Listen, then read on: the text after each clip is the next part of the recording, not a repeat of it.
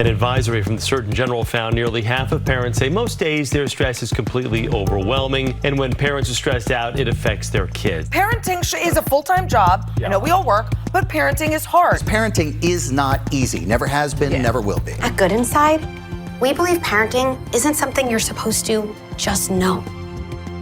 It's something you can learn. That's the one and only Becky Kennedy, aka Dr. Becky as she's known, also known as the Millennial Parent Whisperer. Many parents love the clinical psychologist videos and podcasts on everything from tantrums to mom rage. She's got more than 4 million followers across social media platforms. And she believes that parents and children are good inside.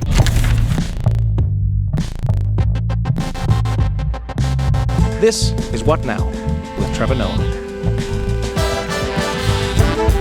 This episode is presented by Whole Foods Market. Eat well for less.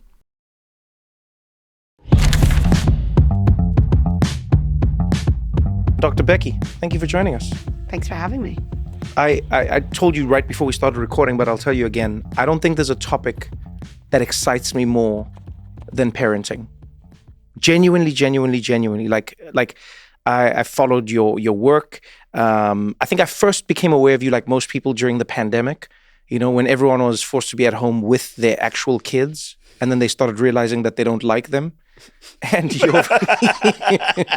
and then your videos became the salve. Your videos became the reprieve that parents needed in this time.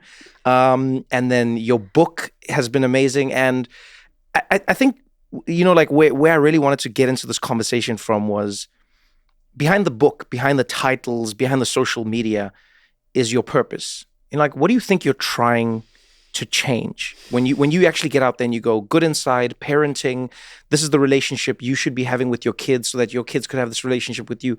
What do you think your end goal is? I think there's probably nothing like your relationship with your kid to allow this duality to happen at once, which is we can put better humans into the world and we can heal so many of the unresolved parts of ourselves so we can grow at the same time. And so someone else said this to me, and it's resonated more than anything I could come up with myself. She said to me, Good Inside helps, you know, kind of my kid grow, and it helps me return. Oh, and wow. I think that's kind of my and Good Inside's purpose. Oh, wow. I love that. Yeah, because oftentimes we think of parenting as a one-sided thing. Mm-hmm. You know, we think of people being parents, and that's it. We don't often think about them parenting themselves in the parenting that they're doling out. Yeah. I mean, I started, you know, early on in my career working with kids in child therapy. I'm a big believer in child therapy, play therapy, all of it.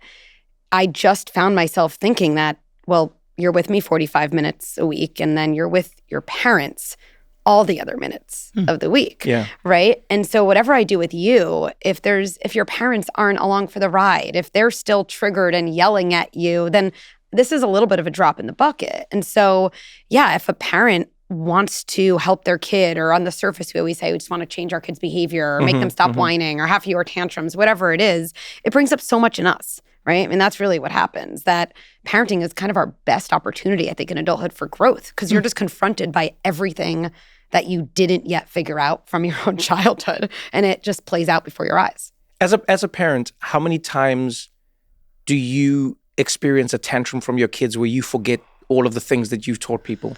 I mean, innumerable, you know? I mean, I don't know. I haven't been too many times to tally, you know? Yeah, I mean, I really, I've said this before, I'll say it again, and I mean it with such honesty, that my kids don't have some Dr. Becky person as a mom. Yeah. Right? And I also mean equally that I wouldn't wish that upon anyone. I mean, we learn the most in our relationships when people take responsibility for their behavior, when people repair. I wouldn't want to deprive my kids of that opportunity. And that's such a part of healthy relationships. Yeah. So certainly I have my moments. I can stay calm. A lot of it has to do with, have I been taking care of myself? You know, am I doing my own personal work? Certainly all of that contributes to my ability to stay calm when they're not. And there's other days and weeks like anyone else when I've run myself into the ground, or, you know, I said yes to too many people when inside I really wanted to say no. And then all it takes is my kid whining about dinner for me to completely lose it. And I lose it on my kid. But everything that happened leading up to that point is really where the story is. Yeah, I love that. I was talking to Eugene about this, like before we came in. We were chatting about trying to find the balance between who you think you are versus who you wish to be, and how complicated that is, and how oftentimes the story has been told to you by somebody else, oftentimes your parents. Like that's like the first person in life who tells you who you are. Like they go, you are a bad kid, you're a naughty kid. Like when I was reading through your book, I was thinking, man, many of the labels I even hold of myself were donated to me and I just kept them. I wasn't even told there was an option to not have them. So if you said, Trevor, who are you? I'd be like, oh, I was a naughty kid and I was mischievous and I was... But that's not necessarily how I saw myself. It's how I was told I was by the adults in my life. Yeah, I mean, I often tell parents this, we're our kids' mirror. So I think you're talking about words. Sometimes we tell our kids who they are through words. But if you're a mirror for your kid, you're showing them who they are. And then kids form their identity by taking that reflection in. And so it's one of the things that's really powerful for parents to know, because let's even say there's two kids in the family, and so easily with two kids, there can be a binary, right? Oh, this kid is really flexible and generous, and this can be really selfish. And why can't you just be more generous like your brother, whatever it is? Yeah. And if you think about what I'm really doing is I'm saying to my kid, you are selfish. That's the generous one. And so I'm showing you in this mirror, you're selfish, but I'm acting like you're going to become more generous. The math doesn't even work, right? And so if we want to bring out the good inside our kids, we have to see that version, which people then confuse with permissiveness. Oh, so everything goes. No, that's definitely not what it means. Yeah. But if I can't see the good inside my kid, they truly, are going to have a much harder time accessing it themselves. That's actually a good point, which brings me to this point, actually, I've been thinking about a lot. In what you're saying, if parents are the mirrors to their children, which part does personality of the child play in a role of them growing up as an individual, as a human being who's going to interact with society meaningfully? So personality, temperament, right, definitely very related, but definitely our kids come into the world with certain predetermined characteristics. I mean, I have 3 kids. I saw that right away.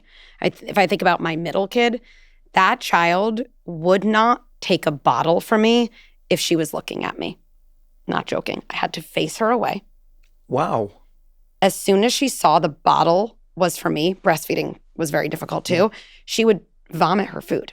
And I can't even tell you how much this still represents so much of her. She likes to do things on her own. She doesn't like to depend on people. She actually has such deep need for people. I think that it really scares her. So she almost pushes them away. It was there from the start. This is a kid who wouldn't eat any kind of pureed foods because the only way to get that is to be given. Wow. Until with a finger, she could eat it by herself.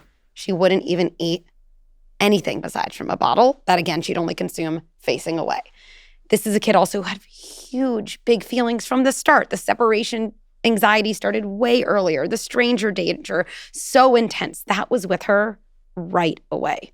Now, then there's a match between that temperament and the environment you're in, right? And I think if I think about my 3 kids, the match that happens, what is my kid's temperament? What do they come into the world with? How able am I to be the type of environment, for this child to help them thrive? We're better matches or easier, more convenient matches for some of our kids than others. And then it's kind of that temperament times environment match that ends up forming a lot of personality. You speak about good inside, and obviously that's the the thesis behind your work and the book. Yeah. And there's an anecdote that you share in the book about being in Target, seeing this kid melt down, like just a kid throwing a mega tantrum. We've all seen it, like the throw yourself on the ground, start slamming the ground, drag yourself along. Like you paint a vivid picture. And as I'm reading the story, I'm already judging. I'm like, I know this kid. I know this type of spoiled kid, rotten kid, bad kid, all of these things.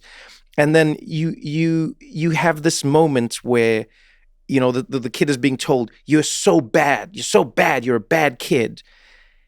And you break it down differently. This is one of the first moments where you talk about like the instruction of trying to highlight the good inside a child. Yeah. You go, I wrote it down. You go, you're having such a hard time leaving Target.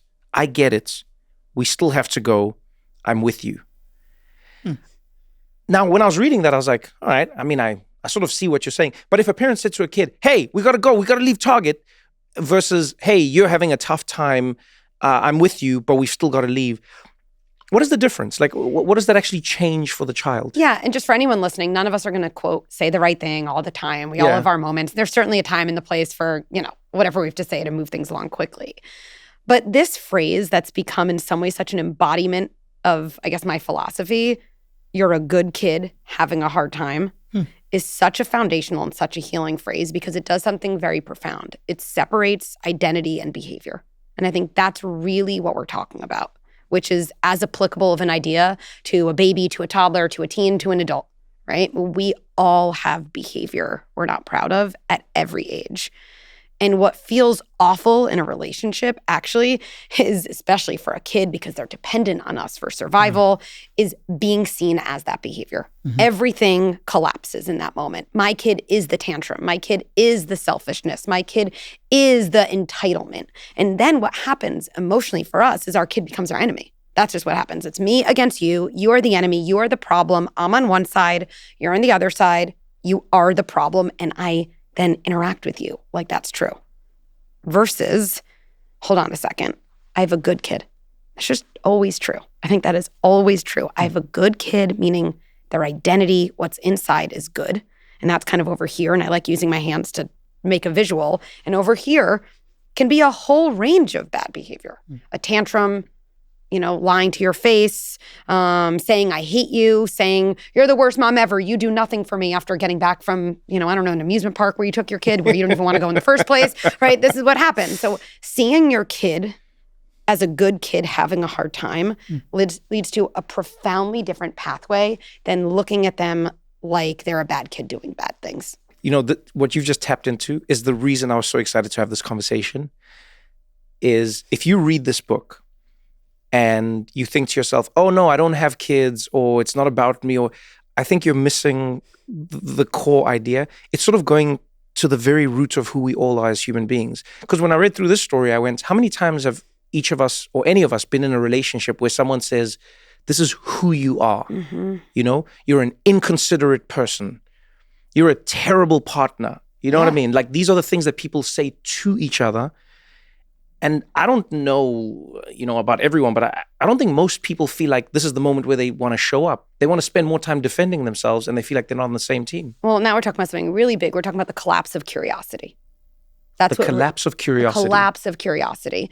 As soon as I said that phrase as if it's like something I have philosophy about. I haven't really thought about it before, but that's what I think. That's what you're talking about. Because when you see someone in a workplace who's late 5 days in a row, hey, I need you to be on time tomorrow. We have a big meeting, and they're late. What's the narrative in our head? Oh my goodness, this person is so rude. They're so inconsiderate, or whatever we say. We're no longer curious. We have no curiosity. Curiosity would say, I wonder what's going on. I do have history with Trevor. He doesn't tend to be late to his own podcast 5 days in a row. I wonder what's happening for him. And then what happens, and this happens more now than ever, is we confuse curiosity with allowing or approval. No, those are totally different concepts. But if we don't allow ourselves to be curious about behavior, we can't understand it. If we can't understand it, we actually can't improve it. So if we get to this tantrum in a grocery store, right? Because my goal with parents too, it's not like, oh, you have a good kid having a tantrum. That's so beautiful. No, I don't want like a million tantrums in Target. It's not like a convenient Embrace situation. The tantrum. No, let your anger out. So beautiful. Obviously not. I'm like a normal person, okay? But it's actually just more efficient to be curious, okay? Because if I can be curious in the moment, first of all, I'm not going to let my kid just have this disaster situation. I might have to say to myself, this stinks. I'm not going to be able to check out my car. I'm going to have to leave and come back. That's just inconvenient. And parenting is full of inconveniences. It just is. So I'm going to say to my kid, after trying, let's say, to calm them down, look, you're a good kid, having a hard time. Something's going on. I'm picking you up. I'm carrying you to the car. We'll come back and get, whatever we were going to get another day. Right. My kid's going to protest. They're not going to say, thank you for your sturdy leadership. Really appreciate this. They're definitely not going to say that. I'm going to continue doing my job and get my kid to the car. And then maybe after my kid's sleeping, again, curiosity would allow me to say, okay, well, what's going on for my kid? Okay, well, I guess we're walking down the aisle and they see a million toys that they want. And I told them we're here for one. I guess it's really hard for them to see a lot of things they want and not have them. Oh, wow. Well, I don't even know that many adults that are great at seeing a lot of things that they want and not having them. What skills might my kid need to be able to see things, want them, and not have them? Because wanting things isn't wrong. I would actually say I always want my kid to want things for themselves. I just want them to develop the ability to want, not have, and cope with that, right? But that's a skill that takes time. Now let's keep going, right? Maybe one day I have a little time in my hands. I say, yeah, that's hard. Well, how do I get better at hard things? Practice. That's how we get better at swimming. No kids learn to swim by just crossing our fingers, right? We bring them to lessons. And so maybe say it's hard. Look, we're going to do something kind of weird today. We're going to be in our playroom and you're going to see those red blocks and I'm going to play with them first. And we're going to take a deep breath and say, oh, waiting is hard and I can do it. Like, I don't know, a little mantra, right? And I know it's so easy. I think that takes so much time. I promise you managing tantrums without developing skills is going to take way more time. Yeah. But that whole process, or even just thinking about it differently, comes from being able to have a gap between having a good kid and seeing their bad behavior. Identity and behavior being separate. And that gap is what allows for curiosity at any age. It's interesting that you just brought up the putting the time in now versus putting the time in later. Because my first thought, when I think of what I've heard most parents say, when they hear anything like this, a lot of them, they'll go, I don't have the time for this. That's easy for you to say. You know what I mean? Every time I can. But what you just said was so key, though. We don't calculate the time that each of those tantrums is taking. That's right. And so we negate the investment that we would be putting into a child by trying to deal with it and build up the skills and the tools. That's exactly right. And I don't have a lot of time either, I want to be honest. Like, I don't have like 30 minutes a day that I'm like teaching my kids skills. That's not how long it takes. But in life, for anything, you tend to spend time kind of preparing or reacting. And whatever way you spend time, you don't mentally account for it as time. If you spend a lot of time reacting, you don't think of it as time. No. Although also you go to bed probably feeling awful about yourself. You wake up at 2 a.m. being like, oh, this stinks. You're just up for an hour in the middle of the night. It's actually a lot of time where you're going to spend a couple minutes with your kid before they go to bed. A lot of these things can take 90 to 120 seconds, right? It's not like I do this with my kid. We have some profound conversation, you know? What would those 90 seconds be? Okay. Give me an example. Like, so let's say you've had the Target meltdown. Your kid was in a store. They lost it. I mean, they just went crazy. They were rolling around. They were doing things. You had to carry them out while they were screaming like you were kidnapping them. You get them home. You know, your day has been rough. What are those 90 seconds? So the first thing I would say that day is you're done for the day. Like there's no learning, lecturing that should happen. You're activated. You're probably resentful of your kid. Your job is just to manage that. Let's say it's now the next day. Again, you have to start from a place of curiosity. What's going on for my kid? I actually think if we think of it like swimming, what skill is my kid missing? That's a really helpful question. It's probably the skill of, again, maybe it's wanting and not having, something like that. Because they were drowning essentially in this moment. They were drowning. Okay. But also they've never learned how to cope with that moment. They don't just get gifted it at age 7 or age 27, frankly. You don't get gifted those skills either. So 1, a story. Immediately when you make something a story that you struggled with, you're going to make the moment less explosive for your kid the next time. Because as soon as your kid feels less alone in a struggle, you reduce shame. And when you reduce shame, you make things less explosive. Seriously, the next day over breakfast, I might say, I don't know if I ever told you this. I remember going to a grocery store with my dad, and he told me I could get a Milky Way. And I really wanted a Milky Way and a Twix and Reese's and a Hershey bar and $100,000. How do you think I handled that? And this is the best moment if you have a kid who's verbal, because I'd be like, you probably just got one thing and like went on. And you just say, oh, no. I had a little bit of a situation, something like that, right? Oh, you did? Yeah. I mean, it's really hard to see things you want and not have them. I would say you're done for the day. Now, in that moment, when you're telling a story, do not look at your kid after and saying, just like it is for you. You kind of, you ruin, like whenever I hear a parent do that, I'm like, just. Where were you 2 months ago? No, just like. I'm not gonna lie. I thought that's how the story ends. No, I thought it was gonna be that thing. I thought you'd turn and be like, and you see, Eugene. Right. Remember when you did that? Exactly. No. You take it out of like the reverie. Just like allow it. Trust that it helps. Another thing, let's say that day you have to take your kid grocery going to the grocery store. You could say to your kid, this is such a powerful one, so simple. I wonder what it's going to be like to be at Target today. I wonder if you're going to see something you want and I'm going to say no. Oh, what would that be like? And again, if you have a kid like most kids, they're going to roll your eyes and say nothing. Fine, don't take the bait. I don't know about for you. That might feel annoying. I don't know. Let's just get ourselves a little bit ready for that. This is true for adults too. So much of how we feel hard moments is the feeling and the surprise of the feeling. And if you remove the surprise, you're left with just the feeling. And that actually makes the feeling a lot easier to cope with because you're no longer feeling disappointed or jealous and feeling surprised. It doesn't feel kind of like an attack to you. Same thing is true with adults. Hey, we're going to have dinner with friends. Look, I'm making this up, but we're having a hard time getting pregnant. I'm just going to tell you in advance. I know our friends are, 7 months pregnant. It might be a little hard. And like, let's just both get ready. We're happy for them. We're kind of having a hard time. Totally makes sense that it's going to be a little of a tricky dinner. People handle that a lot better than if they show up and they're surprised by a situation. So removing the surprise is one thing you could do that, again, takes, 90 seconds in advance and makes the situation more manageable. So here's my thing that I struggle with as a parent. How much of me parenting is just me giving out advice and modeling the behavior that I want to see, and how much of it is conditioning? Because I'll give you an example. When I was growing up, I had 4 siblings. I was number 3 or 4. My older brother was what was deemed the naughty one. But it's not like he slept without food. He had a bedroom to go to. So his behavior was almost set as if it was part of him. But my mom always said one thing to me when I was growing up. He's like, if there's one thing that I know about you is I never have to worry about you. Not at the store, not when we go visit other people. I never. But I never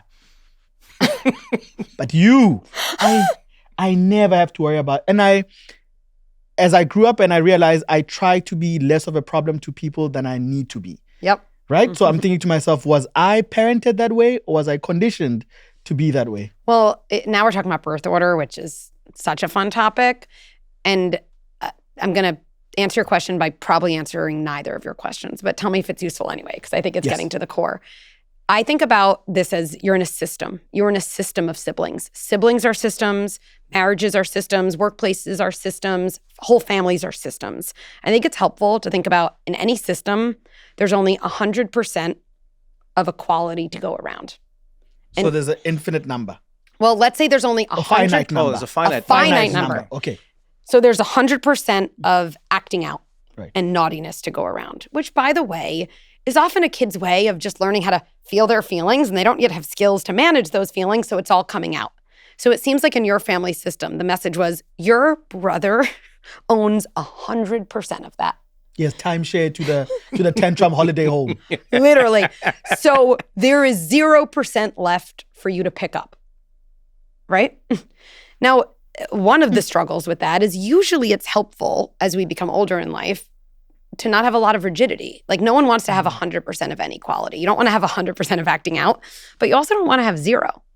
Because if you have 0% of that, one of the things you tend to learn over time is my job is to scan every room and figure out what everyone needs from me and keep things very, very peaceful. And often the cost of doing that to such an extreme can be some self-abandonment. Like, I don't really know what I want, or sometimes I feel like I want something even if it'll rock the boat a little bit. Or maybe I have to distance myself from my anger because it would come out in a big way, and that's kind of my brother's role. And so I think what you're saying is so much of your childhood was shaped by these sibling dynamic roles that were kind of part of birth order. And probably part of our adulthood, I think, is realizing, and you were kind of saying this too, the lessons we learned in our early years and the ways we had to adapt to keep us safe were really protective back then and just really impressive and adaptive. but can in many different ways work a little bit against us sometimes in adulthood. How many of our romantic partners are we finding ourselves as the other person parenting? How many of our romantic partners, like, Yes. are we parenting our romantic Do we find partners? ourselves parenting more, or do we find ourselves enjoying the fruits of how they were parented? Does it make sense? So if someone is really great to me, am I reaping the rewards of how great they were raised and how well-rounded they are as an individual? But if, let's say, for example, I'm dealing with their tantrums, they're trying to take this, they're trying to give that, they're trying to do that. Right. Am I now fulfilling the role of a parent because they didn't have 100% timeshare of the tantrum holiday Maybe, home? but I think we're talking about, well, how do we end up with the people we end up with? Which, to me, who we end up being attracted to in our kind of adult life is in some ways just an activation of our earliest attachment patterns. It's what feels like home. And so if what feels like home, based on your childhood, is, okay, I've become really expert at keeping things peaceful, never getting in trouble, being really, really stable, because again, my brother had 100% of all the other things. Well, if that's my puzzle piece, what other puzzle piece would be a really, really good match with mine? Probably someone where there's a lot of stuff going on. Oh, wow. Right? 100% chaos. 100% chaos, because Oh, no. that actually feels like home to you.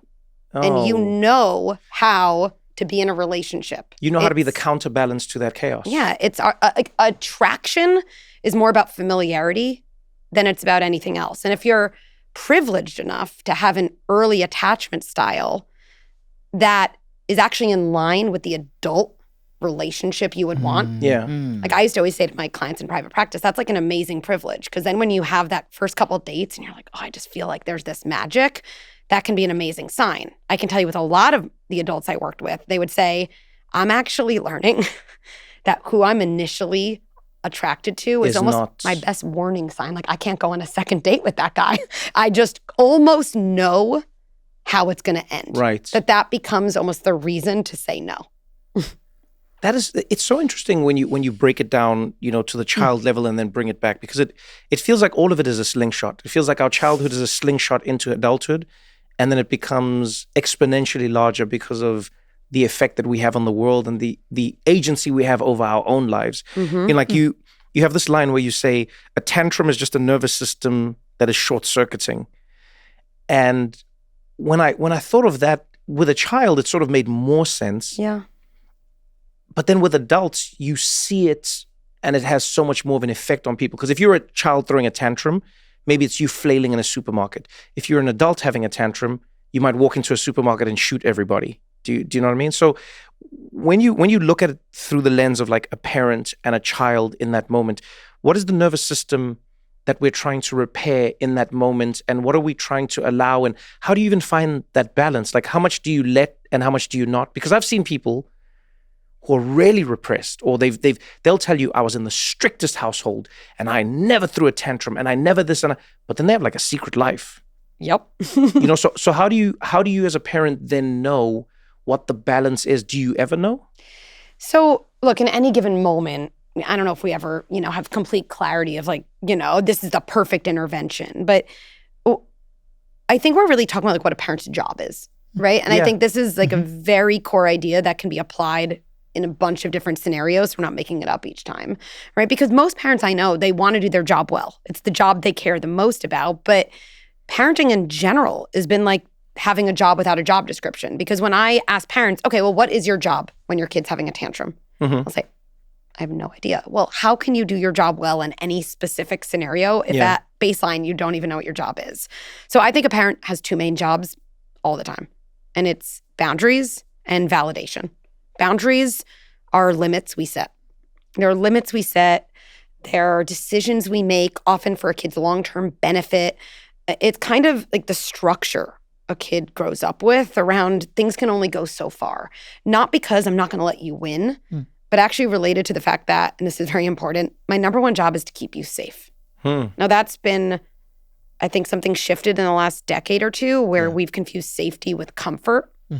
Safety does not mean comfortable and happy and optimized all the time, Oh, okay. but safe. It's not safe for you to run around Target taking things from the wall and, I don't know, throwing them to the ground. It's not safe for you to throw sand in the sandbox at kids. It's not safe for you to watch endless hours of TV or be on your iPad. Those things just aren't safe. So we have to set boundaries. There are limits. And a kid always has the same reaction to a boundary.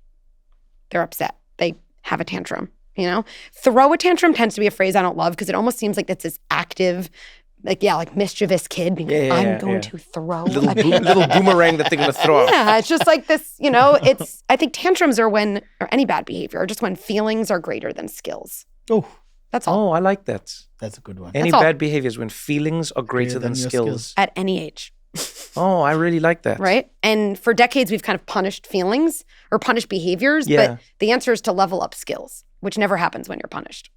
So when you're in that situation, let's go deeper into this world. You have this child and you're having this experience with them. How do you then, because I love that you brought up safety, because the first thing I thought of was, like, especially like Black parents particularly, almost everywhere in the world, I can show you a Black parent who has said to their child at some point a version of, if I don't kill you, the cops are going to kill you. Or if I don't beat you, the world is going to beat you. Or if they're going, I need to Rather keep me. you safe. Yeah, rather me. Yep. They always say that, rather me. If I don't do this, it's going to be way worse when you get out there. How do you imbue your child with that knowledge when they're at an age where they maybe don't understand it? Because, on the one hand, you're saying you're good inside.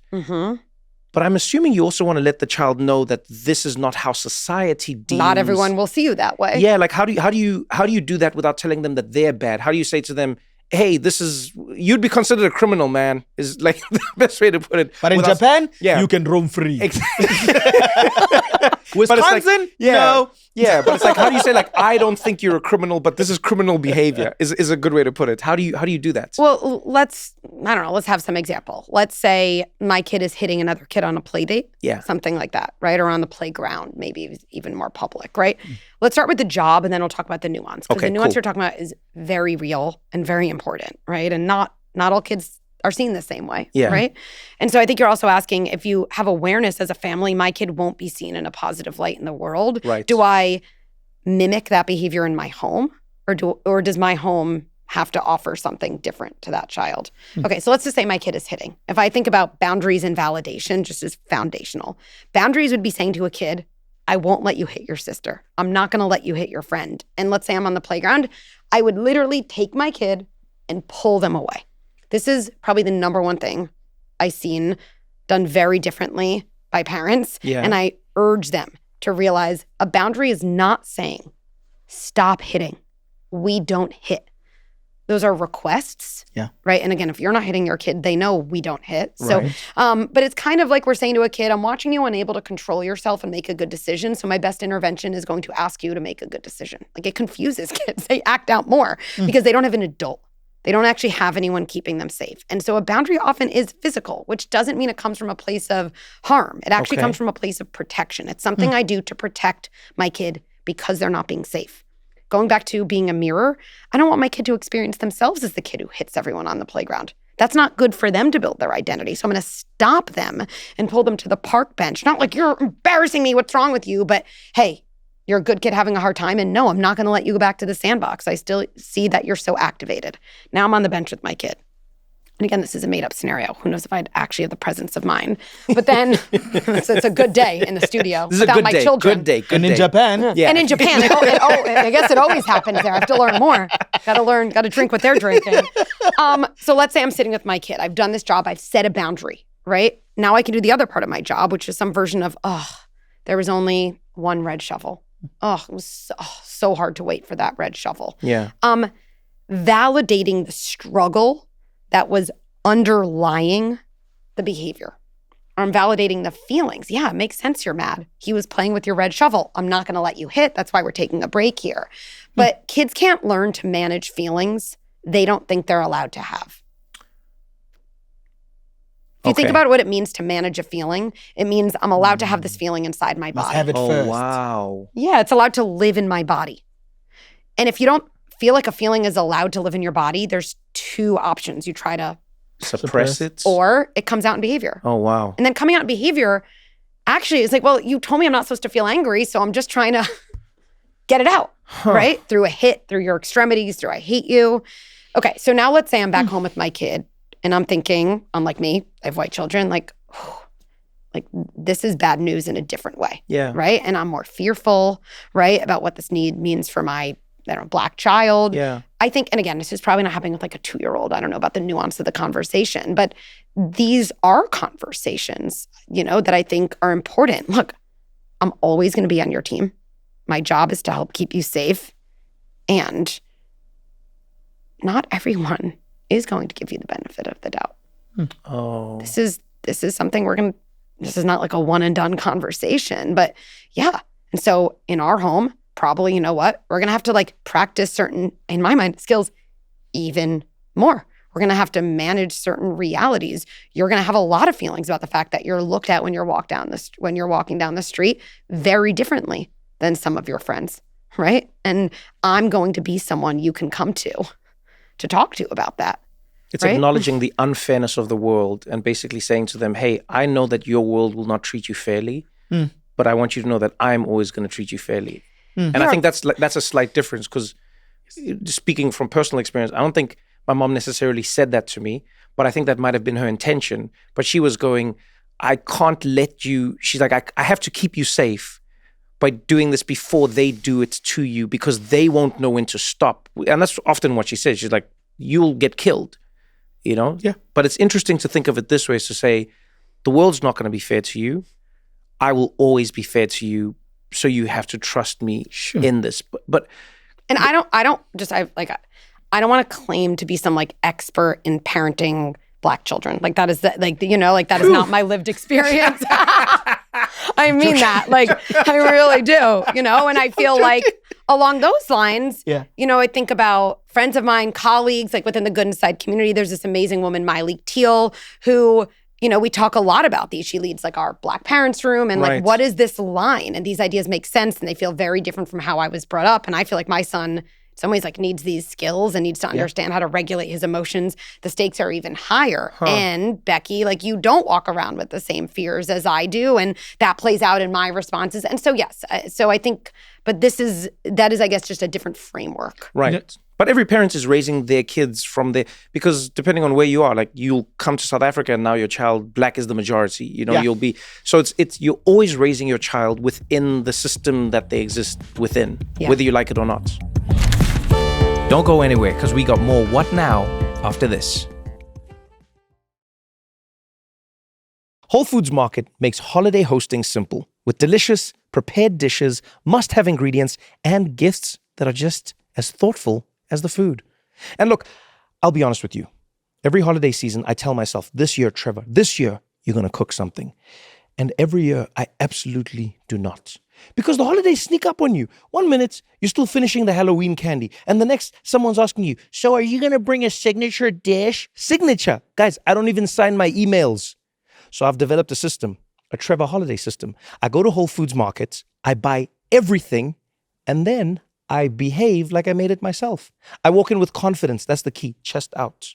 Confidence and a nice bowl. You see, if you put something in a bowl, people assume you cooked it. It's science.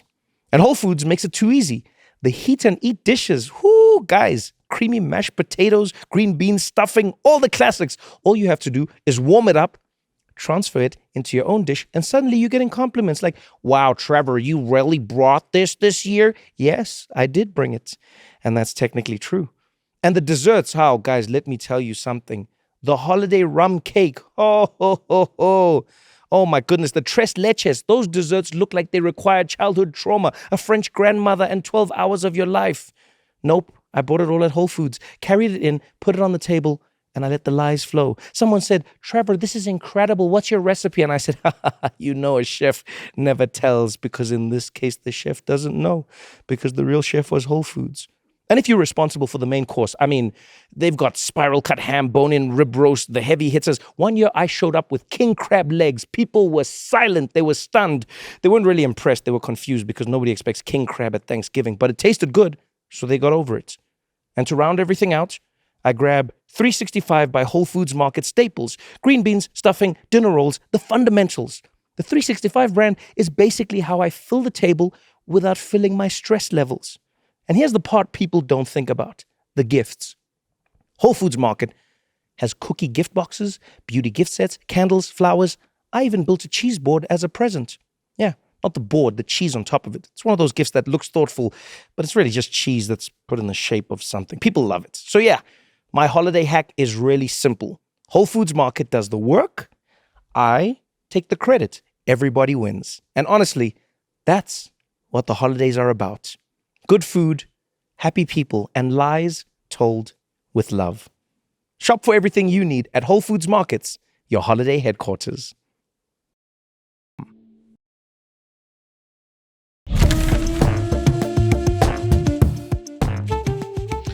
When I heard you were coming, I was particularly excited because, one, I wanted to ask you, do you have a visa? No, you don't need a visa. Passport to come to South Africa. So you can live at our house for a little bit because I think we need you. I'm in. Give me some dates. Well, my question is, and I've often had to struggle with this. As a male, single parent, raising a daughter, I sometimes feel insecure about what I might be missing out in imparting to her. Is there a study that's conducted to show what the difference is between kids that grow up being raised by a single parent who's the same gender as them versus the opposite gender? I wish I was given this question as a little bit of prep because I wish I could have some... 16 years ago, that's what I would have loved. But the thing I want to latch onto that you said... I don't know. I'm sure there is some study. I can't recite it right now. Yeah. But to me, what you said is so poignant as an amazing initial conversation with your daughter. Yeah. This is something I think about. You are a girl being raised by a single father. That allows us some amazing special moments that would never happen if our family system was different. And I'm sure it also means not having other moments because of that exact same configuration. And if you ever feel like there's things you're missing, and if you ever feel angry rationally or irrationally about it, like, I'll always listen. Not to prove, not to disprove, just to listen. And I can hear that from you, right? I mean, to me, sometimes that's, an opening for a conversation that could be more powerful than something we learned from a research study. I've often found that whenever we've had actually that conversation, what I found is it made her open up more to me. And she is now aware that not all her friends see their fathers the same way. Their fathers are the enforcers. Right. They're the ones who get things done. They're the ones that, if that guy comes back and this is not done. It's funny you say that. Sorry to jump in. Go ahead. It's funny you say that because I've actually come to realize, and we sort of had a conversation around this, in some of the other episodes, is oftentimes it's easiest to spot the gaps in the situation that we live within. And then it makes us feel like there are no gaps in other situations. Yes. But to your point, I can relate to that as well, where I grew up in a world thinking like, oh man, I didn't live with my father. And so what did this mean? And it would have been better until I met people who went, my father terrified me and I don't even know what a hug feels like. And I didn't grow up in a soft household and I don't know how to express my emotions and I don't know. And then I realized, oh wow, you always, unless you like super kids. And even then, by the way, I met a few people, but there was one that really sticks out to me. Someone who complained saying they resent the fact that their parents were so perfect because they feel like it didn't prepare them for an imperfect world. And I remember going, wait, what did you just say? And they're like, yeah, I'm not streetwise. I don't know how to handle like chaos. Because everything was just, everyone in the world doesn't match up with what I grew up with. So it's interesting that you say that as a realization. Well, I feel like I saw a lot of those kids who were in their 20s in my practice, to me, the word perfect for that is an interesting word choice anyway, but parents who swooped in at every second, always optimizing for happy and ease. And not surprisingly, those kids not only are not prepared for a difficult world, are remarkably fragile and anxious because the range of experiences they learned to cope with was this. Yeah. Versus the range of experiences you need to learn to cope with in childhood to be resilient and functioning as an adult is this. Now, I'm not trying to say it's this. Maybe wider is trauma and abuse, right? But certainly there's a lot between that and always happy, always perfect. That's really dangerous for kids in a different way. So how do you find that balance? Like let's use the sandbox example. Because I love that you brought that up. We had Jonathan Haidt on the podcast, and he was talking about his book, The Anxious Generation, and we were talking about the complexities of society overprotecting kids and underprotecting kids. So now we live in a world where children are overprotected in real life and underprotected online. Yes. Yes. And it's one of his best lines. It really so is. Good. It's perfect. So good. It nails it. And in the conversation, even as we're having it now, you go, there's so many complexities. Like I, for instance, will walk past playgrounds in New York or wherever, and I'll see how the parents are looming over their kids. Yeah. Yes. Every conflict is interrupted. Even the idea of a skirmish, before it even happens, is intercepted by the parent to go, hey, there's only one shovel. Now you will each play with it like this. And I always say, for me, it always feels like a prison yard more than a playground. Yeah. Because it doesn't feel like the kids are solving their own issues. It doesn't feel like they're developing their own traits. It doesn't feel like. So I'd love to know how you think of that balance, because you're a parent. You're seeing your kids punch someone, or your kid is being punched. How many punches before you step in? Yeah. Like, do you go like, my kid takes 4 shots and then I'm in? Or is it 1? Or is it like, no, I'm serious. Like, how do you know how many shots your kid gets to take before I come in? Yeah, like, how do you figure that out? Well, first of all of this starts so far before the sandbox. That just is the public representation of so much that is or isn't happening in a kid's home. Oh. Right? I mean, how a kid acts on a playground, but by the way, I'm not saying it's representative of everything a kid is, but in general, the themes are much bigger than a playground. What is a kid expected to do for themselves, right? How much in the home, if there's, let's say, 2 siblings, is it, well, we have 2 of every item, so kids are never arguing about things. That would be a horrible policy, right? I mean, you want your kids' early life to prepare them for adulthood. Like, that's what I always tell parents, like, to be very long-term greedy about parenting, right? Long-term greedy, right? And so there's a dance, though. And to me, safety is usually the line.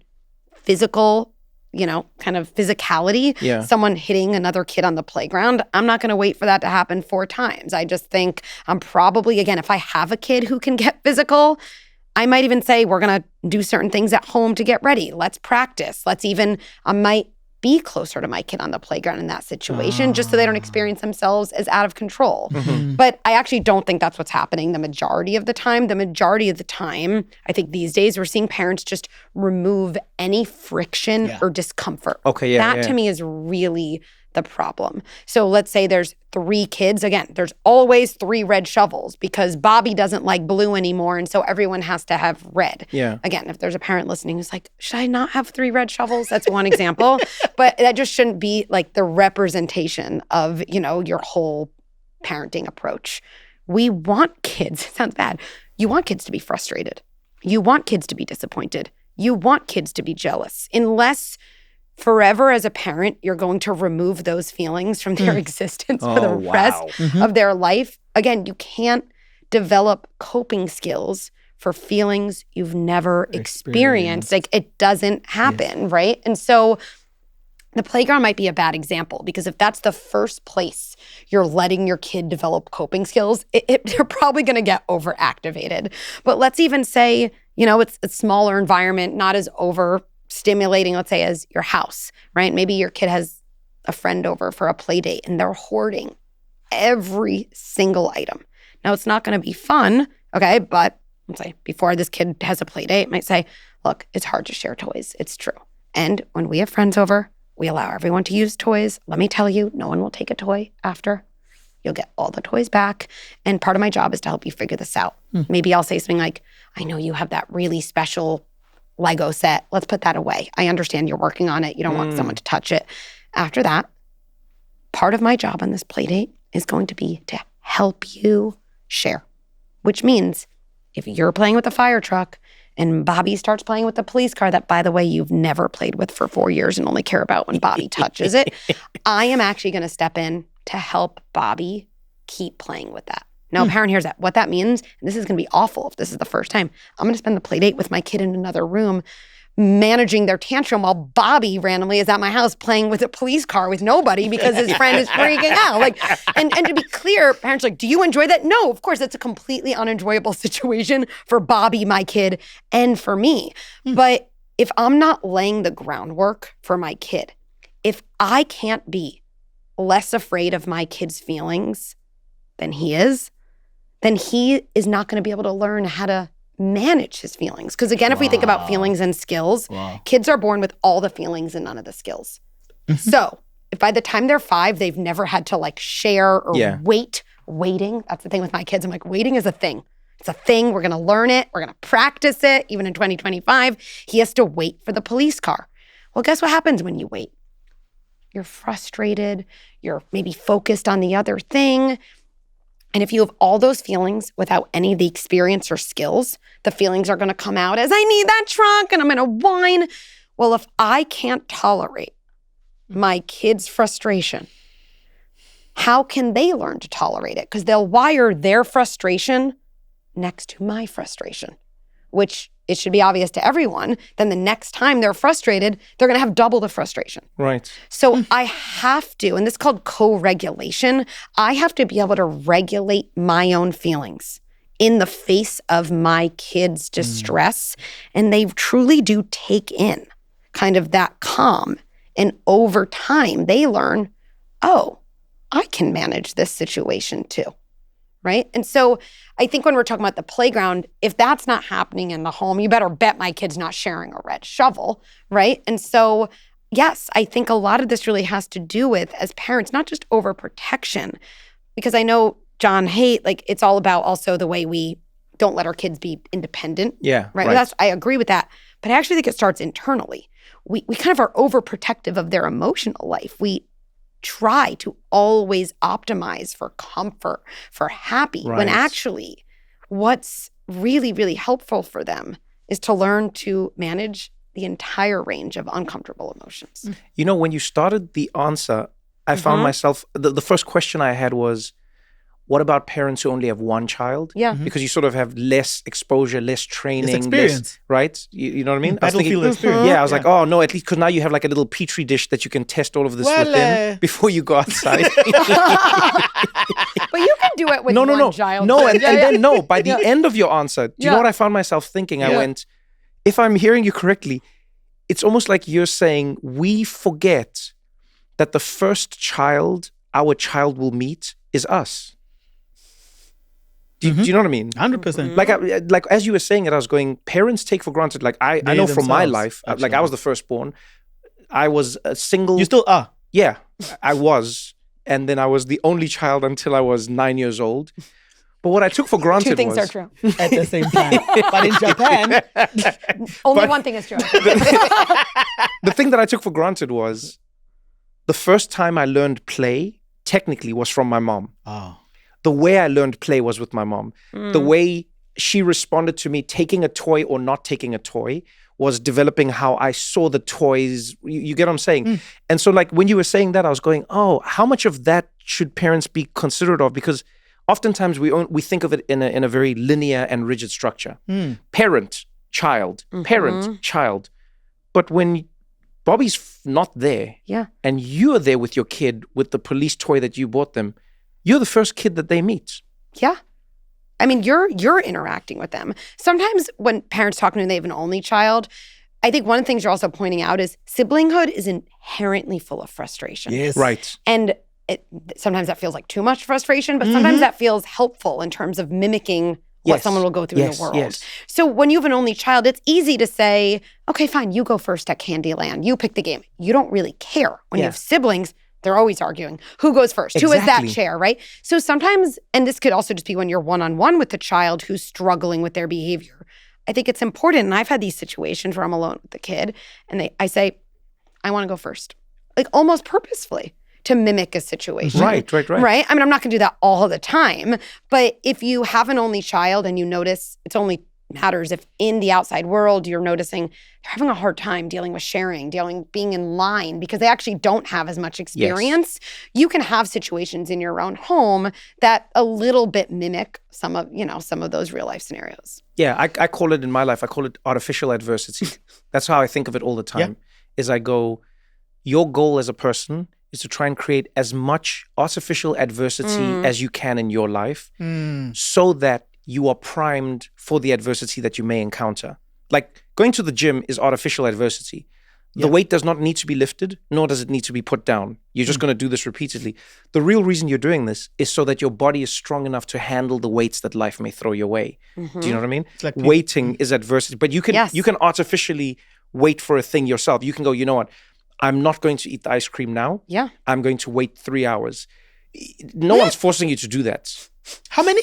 3. For what? To just like make it happen. Oh. What's the longest you've waited? Hey, I don't wait, eh? Dr. Becky, I wanted to ask questions that I know that I've been struggling with, and I know some people have been struggling with. When you're talking about introducing change in a child's life or in a family, or them learning to share, does not start at the playground, the sandpit. It starts at home. I've often found that many people struggle to introduce a new family member in their lives, in the children's lives or in their family. You have a 2-year-old and all of a sudden mommy's pregnant. Yep. There's someone else who's coming. The dad feels abandoned. The new child can sort of anticipate abandonment by seeing the energy from the other parent. How do people deal with that scenario, and how do people make those kind of introductions so that we don't end up fighting for red and blue shovels at 5 years old? So I actually think these things are connected because so often without realizing, our unconscious assumption is that our job as parents is to make or keep our kid happy. And so I'm pregnant, I'm kind of worried, how's my kid gonna adjust? And so I just don't talk to my kid, or I flat out lie about things, right? Kids notice everything. They notice everything. They are actually evolutionarily primed to notice more in their environment than we are because their survival depends on it. Right? Yes. And depends on noticing things because they're more helpless. Yes. And it depends on us. And plus, I always think, literally for a toddler, their eyesight is at a mom's belly. So they're like, no, I know you're pregnant. Like, I look at your belly every day. And I hear people say things like, oh, they're so young, or I don't want to make them upset. Or we just say things like, you're going to love every second. Nobody loves every second of having a baby. Not a mom, not a dad, definitely not a 2-year-old. There's like nothing enjoyable for a 2-year-old. And so I think and this to me, a new baby or a new family member is very similar with the advice I give around, Aunt Sally has cancer and my kid hears me saying cancer all the time, or we're moving, right? Kids actually can handle the truth. They really can. What's more overwhelming to kids than change is noticing change and not having anyone talk to them honestly about it. That's really scary, just like it is for adults. Like if you're in an office and you hear layoff 20%, and then you go to all hands and someone's kind of asked about it and they're like, everything's good. But boxes are being packed, passwords are being changed. That's exactly, and you're gonna act out. So kids act out when their parents are pregnant all the time.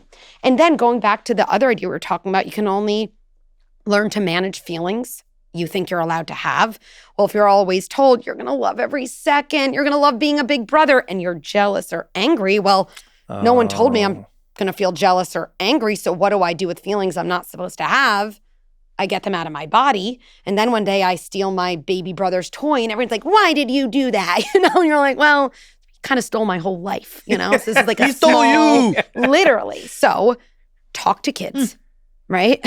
Tell them the truth. Doesn't mean you have to say everything, but start. Their questions will help you guide. So, hey, you might have noticed my belly's getting bigger. Let me tell you what's happening.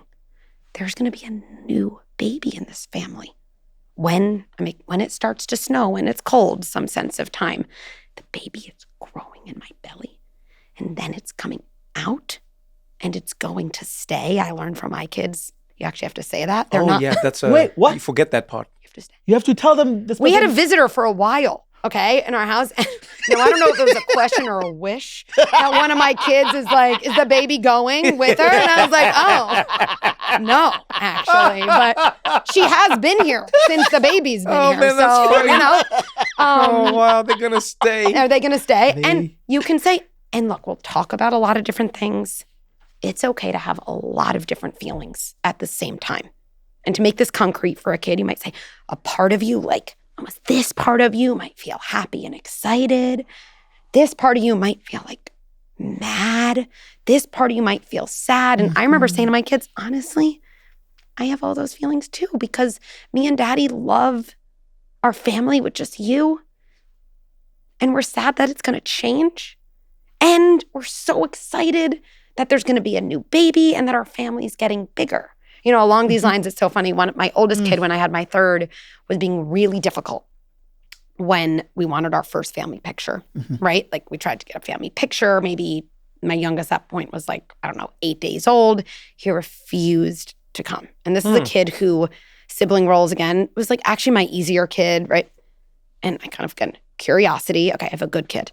He's having a hard time. What's going on? And I said to him, he was probably almost 6 at the time, so it was helpful. He could talk. I said, going on? Something's upsetting. I didn't really know what it was. And he goes, can we first have a picture of the original 3? Damn. He never lied. The original 3. The original 3. Ha! That's how he's always seen his family. But I said, absolutely. And you know what? We did it. And this is where it's so important to, that we can be effective or be right. Yes. Being right would have been well, you've been difficult, so we're not doing that, Yeah. I was okay, let me just roll with this. And we did. And then he suggested bringing in his sister for the original 4. There was a sequence. Okay. And then welcoming in, the baby. He didn't care. He was 7 days old. It's not like he was protesting the order of the pictures. But again, there was, it seems so simple, but there's a reason. There's always some reason. And it doesn't make the behavior okay. But when we understand the reason for behavior, we can intervene in not only in a way that's more effective, but in a way that feels better for us. It's oh, I get it. This is a concrete representation of our family. Our family's changing. It was a second boy, which is a little bit more of an injury than a second kid who's a girl. It was okay, well, now there's 2 boys. Yeah. And if that was the thing he was kind of looking for and his protest was a way of saying that, well, it was being a little bit curious that allowed it to come out and not just continue in the form kind of a tantrum. It's so fascinating hearing you say this at such a small level, because when you expand it, you see this happening in societies, in relationships, in workplaces and everything. When you said that, it reminded me of something I think I read in one of Esther Perel's books. She was talking about how infidelity is dealt with in a relationship. And she said one of the common misconceptions that people have in and around infidelity is forget it and move on. And they found, oftentimes in studies, they found that you acknowledging and apologizing for a thing that you've done, even though you do it repeatedly, makes the other person feel like they no longer have to bring it up because you acknowledge that you've done it. And in that moment, I'm hearing an acknowledgement. He's going, can you acknowledge that we used to be 3? Yes. And you're going, yes, I can acknowledge that. Yes. And then he's like, okay, then I'm willing to accept. Can we acknowledge there were 4? Yes. Okay, now we acknowledge that there are 5. And just that allows him to sort of create a concrete reality. And you see this even in countries in the world. There are some countries who've acknowledged their pasts, right? Just acknowledged. And then there's some countries that have gone, no, what are you talking about? It's no. You'll be shocked to find that most people in most nations are just saying, can we just acknowledge that this is how it used to be and now it isn't and it's changed?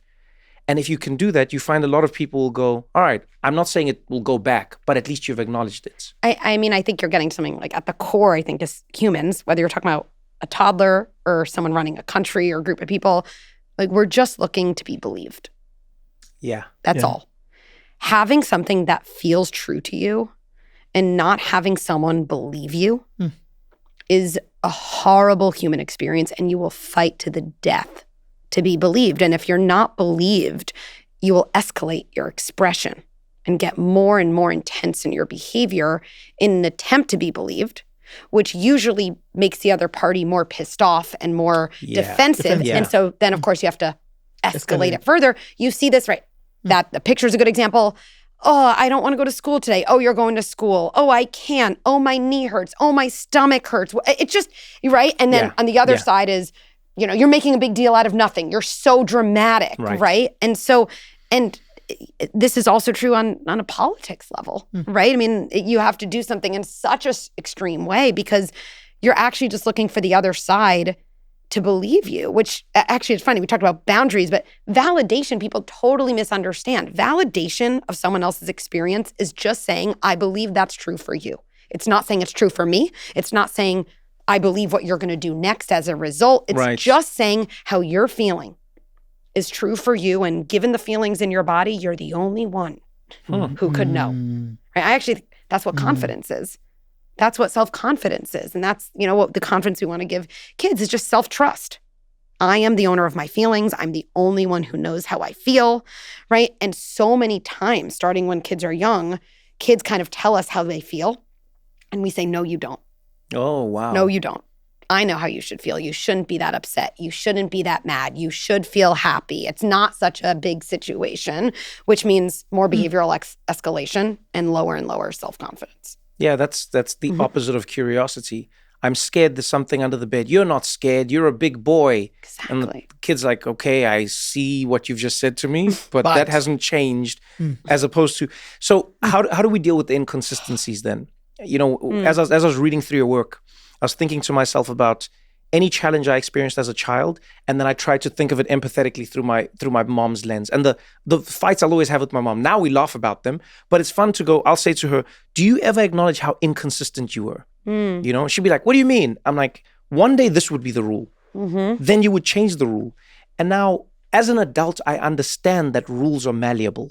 As an adult, I understand that an ice cream rule on this day after the day we've had is different to an ice cream rule on another day when the day was different. Yeah. But how do you solve for those inconsistencies as a parent? Because I'm assuming, I could be wrong, I'm assuming that it's not militaristic. I'm assuming that not everything is everything all the time. Sometimes you might buy them a second toy. Yeah. And sometimes you won't. Sometimes you won't buy them a toy at all. How do you create consistency in an inconsistent world as a parent? First of all, dealing with the inconsistencies, I think almost you just shift the focus. It's not the inconsistencies from our childhood that usually bother us. It's actually not having our reality recognized when there was an inconsistency. Oh, I like that. Like, you're right. We usually go for ice cream on Fridays, and today I'm in a rush, and that stinks for you. You're probably at school thinking about ice cream. Does that mean we can go for ice cream? No, sweetie. And I kind of said this to you, two things are true. We can't go to ice cream today. And I get that that's really disappointing for you. So I think sometimes we encode from our past, oh yeah, I was so inconsistent. I have to be consistent. No one's perfectly consistent. Real life happens. But when something's different from what we planned or expected, what actually feels bad to us is that nobody believed us and acknowledged that. So I think I'd encourage parents, we can't do anything all the time. But when something is different or kind of inconsistent, and your kid probably will have a feeling about that, just acknowledge that reality. Yeah. And sometimes I think some of those parenting inconsistencies are caused by situations. Of course. My mom said to us when we were older that all the time that she had said no to us at the store was because she didn't have the money for it.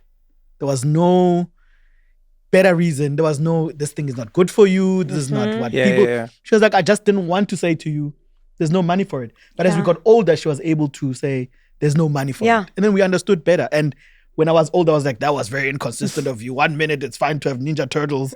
The next minute, we can't. Yeah. And she goes, at the time, I didn't have. I think kids, right? No, I don't picture a 6-year-old saying, it's not the inconsistency. It's that you're not validating my feelings. That's a very sophisticated understanding. You've never met kids in Japan. Right. I've really... Those kids are actually... I remember watching them go to school by themselves, on the train by themselves, and I was like, wow, this is a whole different level. I'm operating in the wrong country. That's the only thing. The only thing I'm taking from this podcast is I've got to go to Japan. And that's the only true fact about Japan. Throughout this whole entire podcast. Seriously. But that usually is the core, because then we focus on the inconsistency. Right. But actually, it's the same thing in a partnership. You always alternate whose family you're going to for the holidays. Second year in a row, actually, for some reason, you've got to still go to your partners. And all you want to hear from them is not just, it's not just about the inconsistency. It's, this this is the year we were supposed to go to your family and it didn't work out. And I hear you, that stinks. And it makes sense you're disappointed. And right. And I think a phrase I love is just, you're right to notice that. I try to say that to my kids as much as possible, you know? Yeah, you're right. I don't text you as much as I did when we first met. You are right. But that's because I know you now and I live with you. Eugene. Did that heal Apology you? accepted. Thank you. I can just walk away. You guys have some things to figure out.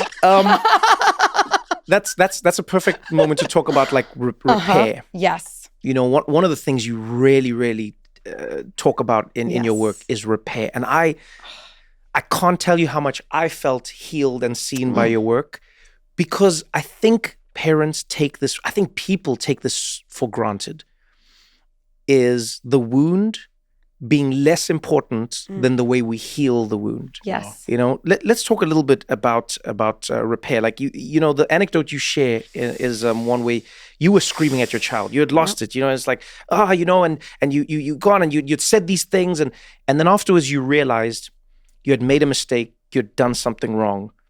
You then went and you returned and you said, that wasn't fair. I shouldn't have yelled. You're good. I love you. And you literally talk about seeing your child's shoulders drop, yes, and their body language change. And I'd love to know why repair is important and how you would encourage parents to seek some sort of repair with their child, and what the ramifications of not doing that would be. Yeah, I mean, I do think this is my favorite topic, and I think it's the ultimate relationship strategy, not just parenting strategy. Like, you want to get close to anyone closer than you are. It's something paradoxical, but repair with them. And it's to adulthood too. Call up a friend today. Hey, you know, I'm thinking I haven't texted you as much recently, and I'm sure that felt bad. And I've been busy, and still, I just want to let you know I see that too. I love you. I'll try to be more in touch, you know, over the next month.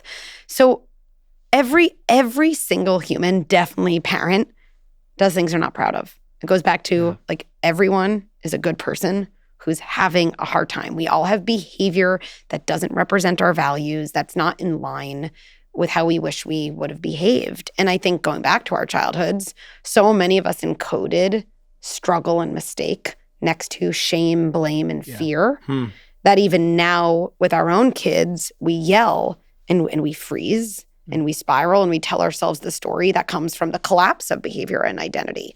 I'm a monster. I messed up my kid forever. It's too late. If anyone else saw me, they wouldn't even believe that I have a kid or I'm a parent, right? These awful stories. And so one of the things I remember learning in grad school, and I remember hearing this, and it just stopped me in my tracks, was that one of the markers of a secure attachment, which is basically the attachment we all want to have with our kids, the kind that brings confidence and lower rates of mental health struggles, all the things. But one of the things that differentiated a secure attachment from insecure or disorganized attachment was repair. I remember the professor talking, and I remember being like, what?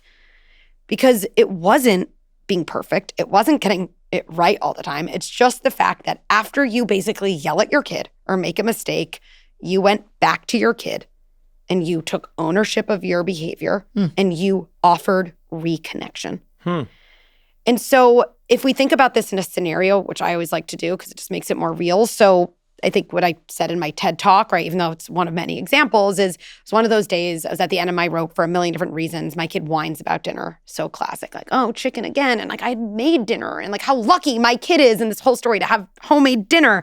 And I yell, right, you're spoiled, you're this, and raise my voice. And it wasn't even a decision I made. It just happened, right? Classic situation. Then my son went into his room. I'm alone in the kitchen.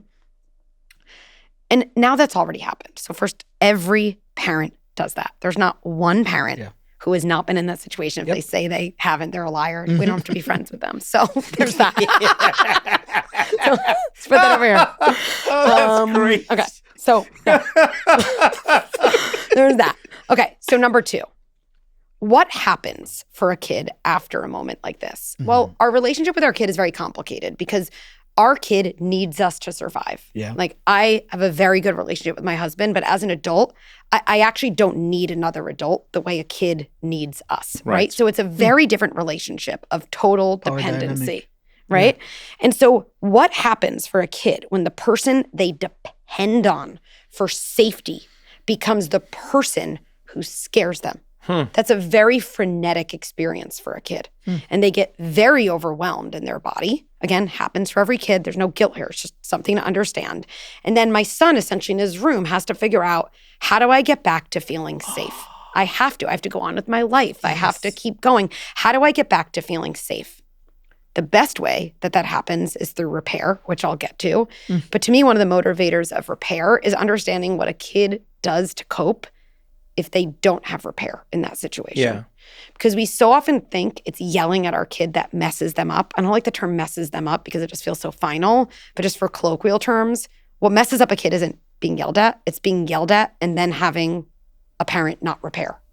It's not the being yelled at. Because when they don't repair, you can picture my son. He's like, okay, like my mom basically just became scary mom and I'm overwhelmed, but I need my mom. She's my leader. She's my pilot of my plane, essentially. Where'd she go? And so kids basically have two coping mechanisms on their own: self-doubt and self-blame. And these will sound familiar as I talk about them because they're the same coping mechanisms we practice so much as in our childhood to feel safe and still activate for us in a very unhelpful way in adulthood. So self-doubt sounds like, that probably didn't happen. No, I don't think I can trust myself. That must not have happened. Yep, nope. My mom definitely didn't yell at me. All good.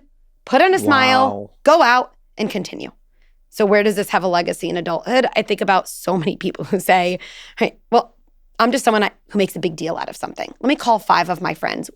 Do you think this is a big deal that this guy didn't text me back? Would you go out with him again? Like, you can't trust your own data in your body. And so you have to essentially rely on lots of external sources because you've engaged in so much self-doubt. That was actually a very adaptive coping mechanism early on because if your internal scary experiences and overwhelming experiences weren't spoken to as real, then self-doubt at least helped you get back to zero and move on. The other is self-blame.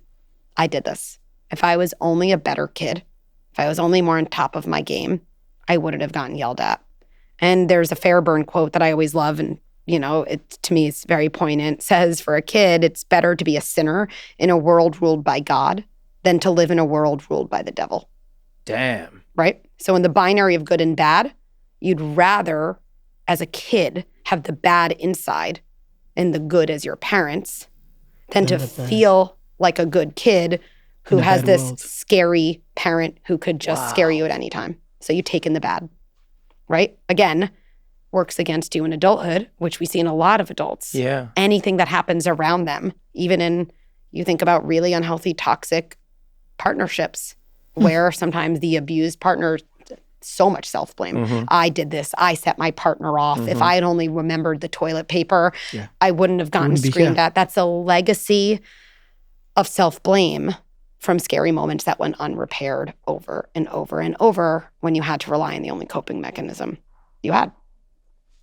So what happens when we repair? When you repair with your kid, always when I think about it, I'm a visual person, it's like you're a magician. Like you get to go back to this moment that felt bad in your kid's body. You get to kind of snatch out any self-doubt and self-blame. And instead of that chapter of their life ending with, and then nice mommy turned into scary mommy, period, you have a new ending. Okay. Sometimes moments happen with people I love that didn't feel good. And when those moments happen, I can expect that person to come back to me, to take responsibility for what they did, and to reconnect together. So it usually sounds like, sorry I yelled. And this line really matters. I think it's never your fault when I yell. I'm working on staying calmer even when I'm frustrated. I love you. And just to get to the naysayers, like, but isn't, like, he did complain about dinner, but he didn't put on his shoes, right? That situation leads to my frustration. Yeah. But my ability to manage my frustration, that predated my child's existence. That's not something, we're actually talking about the difference between a feeling and how that feeling gets managed or is kind of as dysregulated as probably I still see in my young children. Yeah. Right?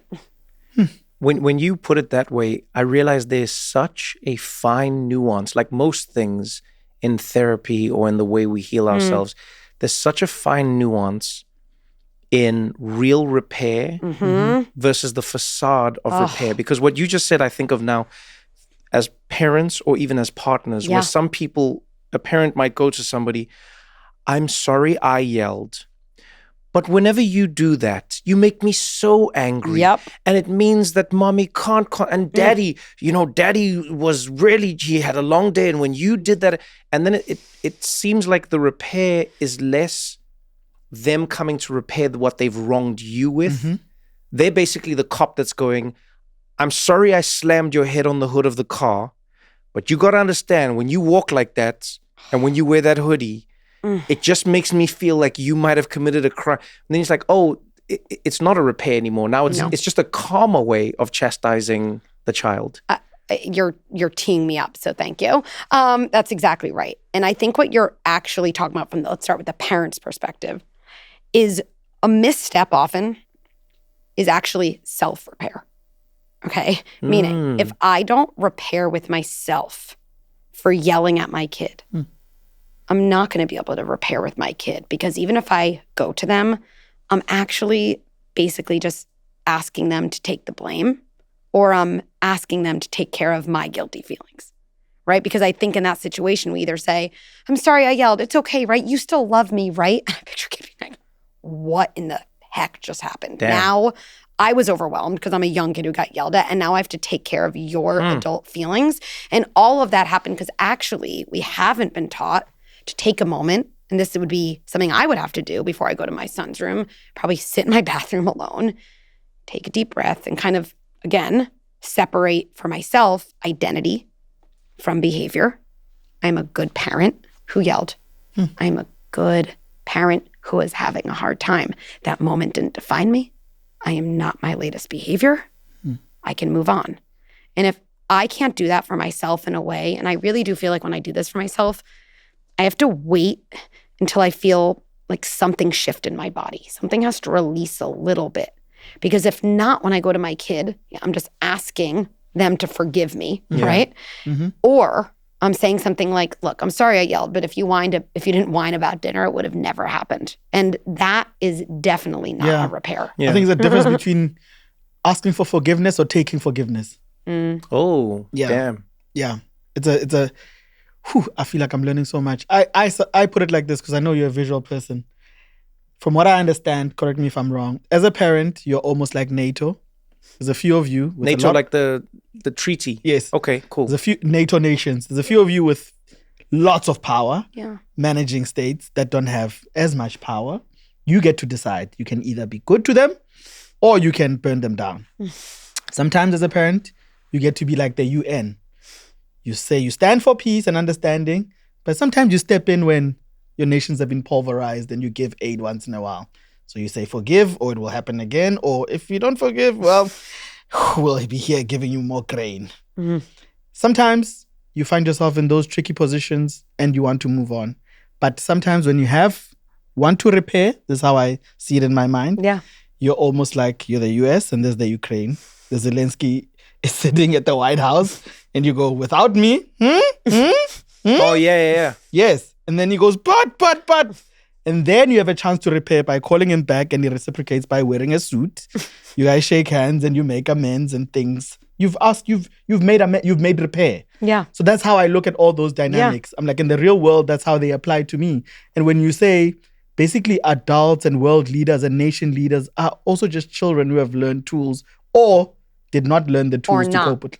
That's right. And look, I'm a pragmatist. So in the dinner situation or in the my kid isn't putting on shoes situation, I do think there are ways to tell your parent you don't like dinner without complaining the way my son did. And it is helpful to have a kid who puts on their shoes the first time and not the 22nd time. But I always tell parents, just because I like a blanket rule, right? It's true, right? 20 seconds. Like, come on. I say wait 24 hours. I don't know why. Like a repair is an offering. An offering isn't an offering if you're asking something from someone and it won't, and they won't feel it that way. So I'd say wait 24 hours after I say, I'm sorry, I've been yelling a lot in the mornings. They've been really hectic. I know they haven't felt good. I'm really working on staying calmer. Now, for some parents, It's going to take every ounce of them, not to say, but you have to put on your shoes. Wait 24 hours. And then you could say to your kid, not as related to yelling, but just more as teammates, hey, mornings have been stressful. We have to get our shoes on at a certain time. Do you have any ideas for, how to make that easier? Or, hey, do you think if we had a chart? Do you think if we played a song? Or, I know for me, often it relates to this. I feel like I've been on my phone in the mornings, even though I say it's going to be in my bathroom. I'm going to really try to keep it in the bathroom for the 20 minutes we have. I'm going to be more present. And what I'd ask for you is that, you put your shoes right by the door in the morning, and that will make it easier. Yeah. Usually when you approach kids in that way, versus if you don't put on your shoes, some random threat that I'm not keeping anyway, they're more likely to cooperate. I've also noticed that as my child got older, it was good for me to ask her for help. Yes. Right? Yes. Yeah. So sometimes we confuse asking kids for help with responsibility. Well, your job is to wash the dishes and that and that and that. But for me, it was, do you know where my charger is? Can you just, car keys, do you know where I put them? And they're like, wait, without me. And then they get to do their responsibilities quicker because they know that at some point they're going to have to perform a duty that only they can perform in my life. And it has nothing to do with them being a good kid or a bad kid. Yeah. Well, I think this even connects to overprotection. And kids like to feel capable.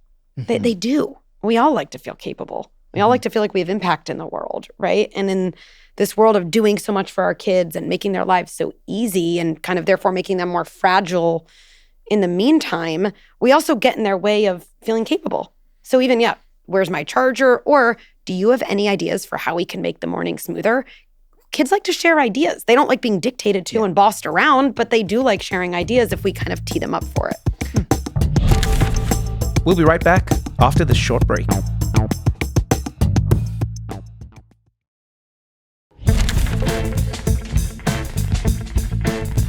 Let me ask you what you would say to parents who are very good at repairing but not replacing their behavior. Because I think a lot of people can relate to that. They've had parents where the parent would be very good at repairing. I'm sorry I yelled at you. Yeah. I'm working on it. And then they would yell again. And then they would, I'm sorry I yelled at you. And then they would yell again. What would you say to those parents they're creating in their child that they may not realize? So I think there's probably just a couple missing ingredients. So I think repair is a really helpful first step. And again, repairing is always better than leaving the moment not talked about. Yeah, just like it's, right? We don't want to do that with being yelled at. We don't want to do that with Aunt Sally who has cancer. It's better to talk about the things that are happening for kids. But I think the next ingredient is something that probably does require a little bit more time and reflection and then resources. Okay, why am I yelling? I'm yelling most days at, I'm making this up, 6 p.m.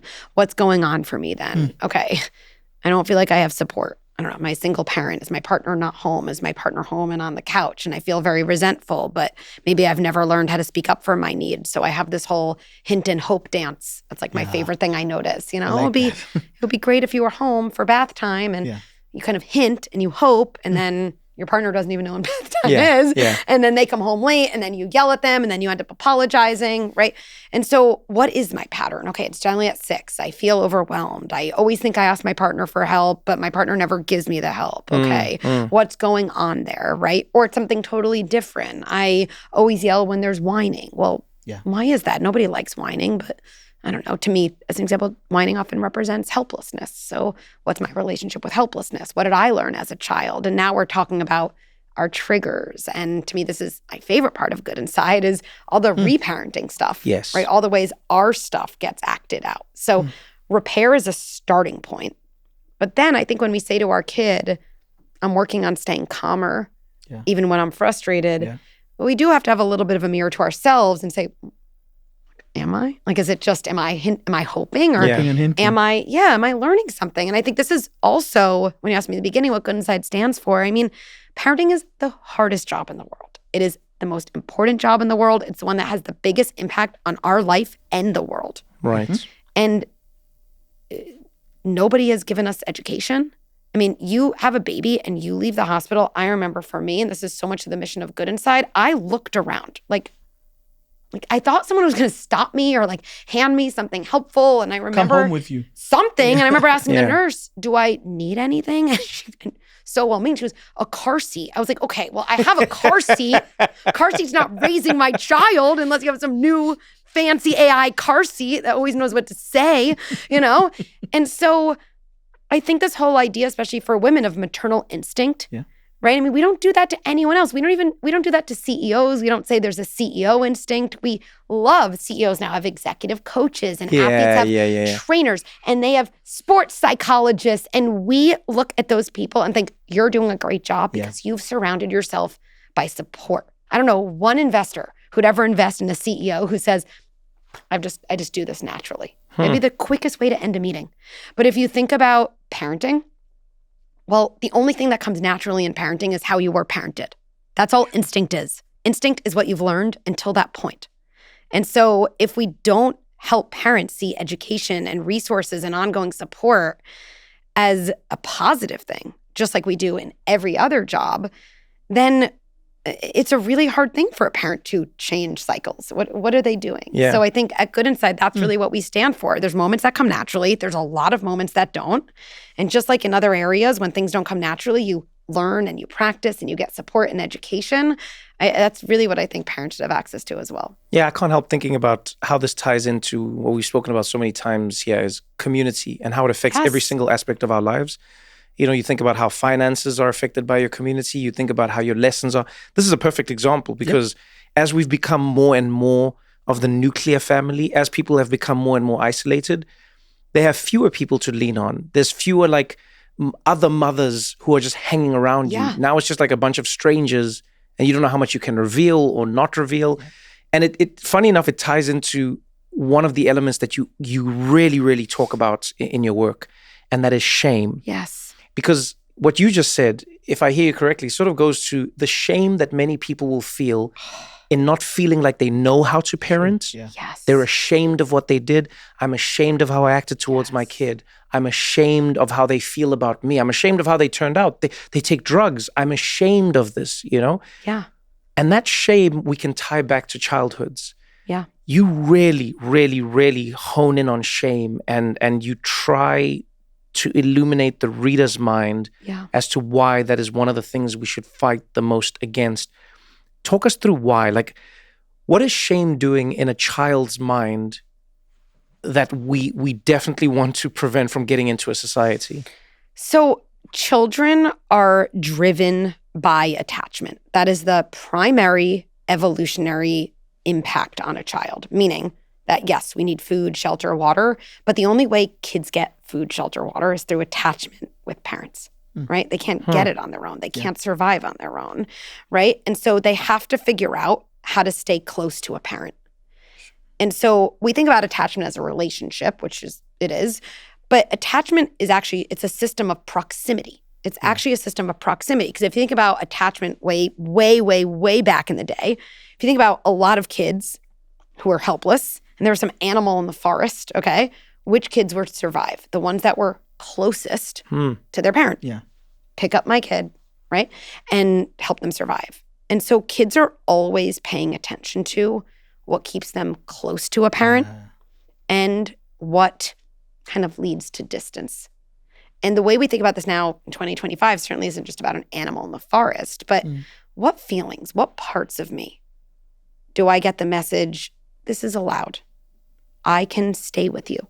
I still like you when you're feeling this way. And what feelings and experiences do I get the message through being hit, through harsh punishment, through the silent treatment, to just go to your room, right? And never talking about something again. Essentially, the survival related, the evolutionary related message to a kid's body is that feeling, that part of you is dangerous. It's actually dangerous. Okay. So how does this relate to shame? Shame is actually, it starts as a very protective feeling because shame is fear of disconnection. If somebody saw this part of me, I would be unknowable, unlovable, unattachable. And so if you think about shame in a child, how adaptive.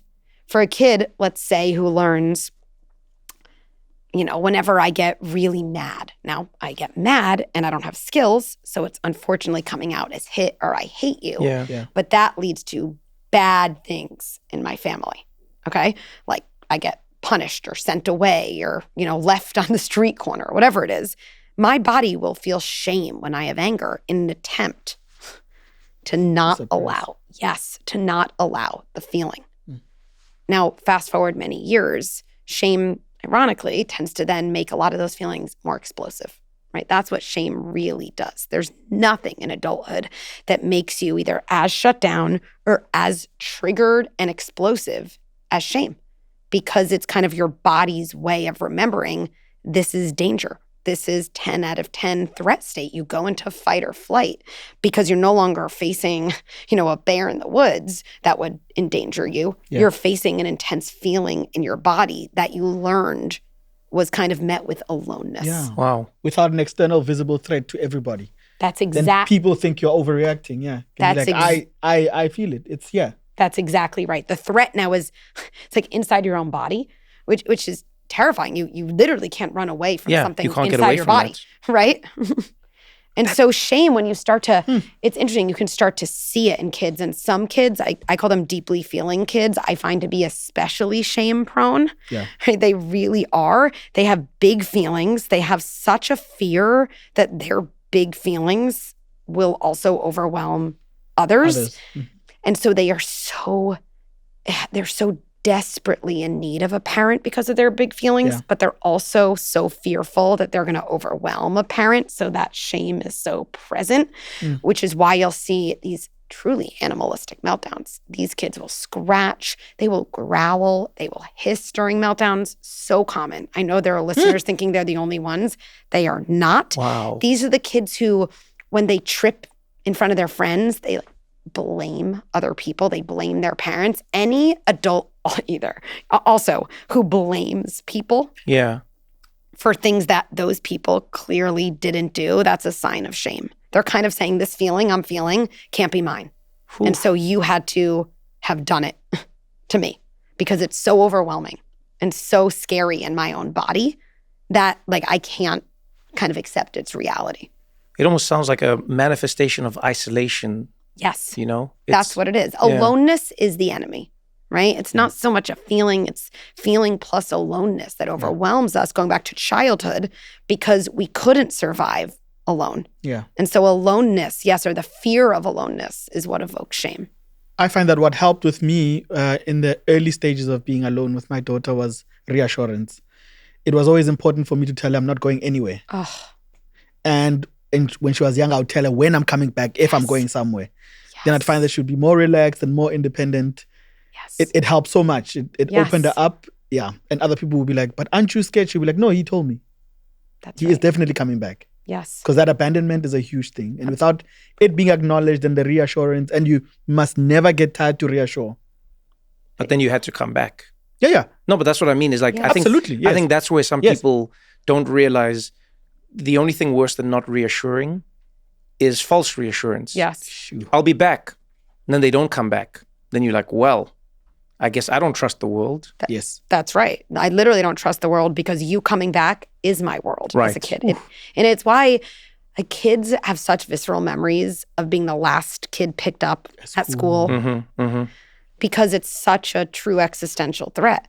It really is, right? You know what was funny for me was when I wasn't picked up from school, my shame wasn't that I wasn't picked up, funny enough. I felt ashamed about how the people perceived my parents. But then I still carried that shame. It's amazing how shame... How old were you that you remember that? No, this was when I was, 10, 12, somewhere there. But it's an interesting one where it's like, that's how powerful shame can be. Yeah. Sometimes shame isn't only about yourself directly. You can carry the shame on behalf of the parents. Because I went, I don't want them to think that my mom doesn't care about me because, you know what I mean? Yes. Between me and my mom, it was just like, all right, my mom didn't come. Genuinely, between me and my mom. But then the shame actually came from the other thing. It was them going, did your mom leave you? Did your mom forget you? And you're like, no. No, that would never, no, that, you know what I mean? And it's interesting how kids can even hold that level of shame on your behalf. That's like a different level of aloneness because you're saying, I don't want to be seen as the only one exactly who had a parent when all these other, I don't know what it was, hyper-present parents, oh, is your mom not here? And then again, it's a form of aloneness. Yes. Yeah. Just that community, just that it branches into the world of lying that you were talking about, and that's something I think a lot of parents would love clarity on.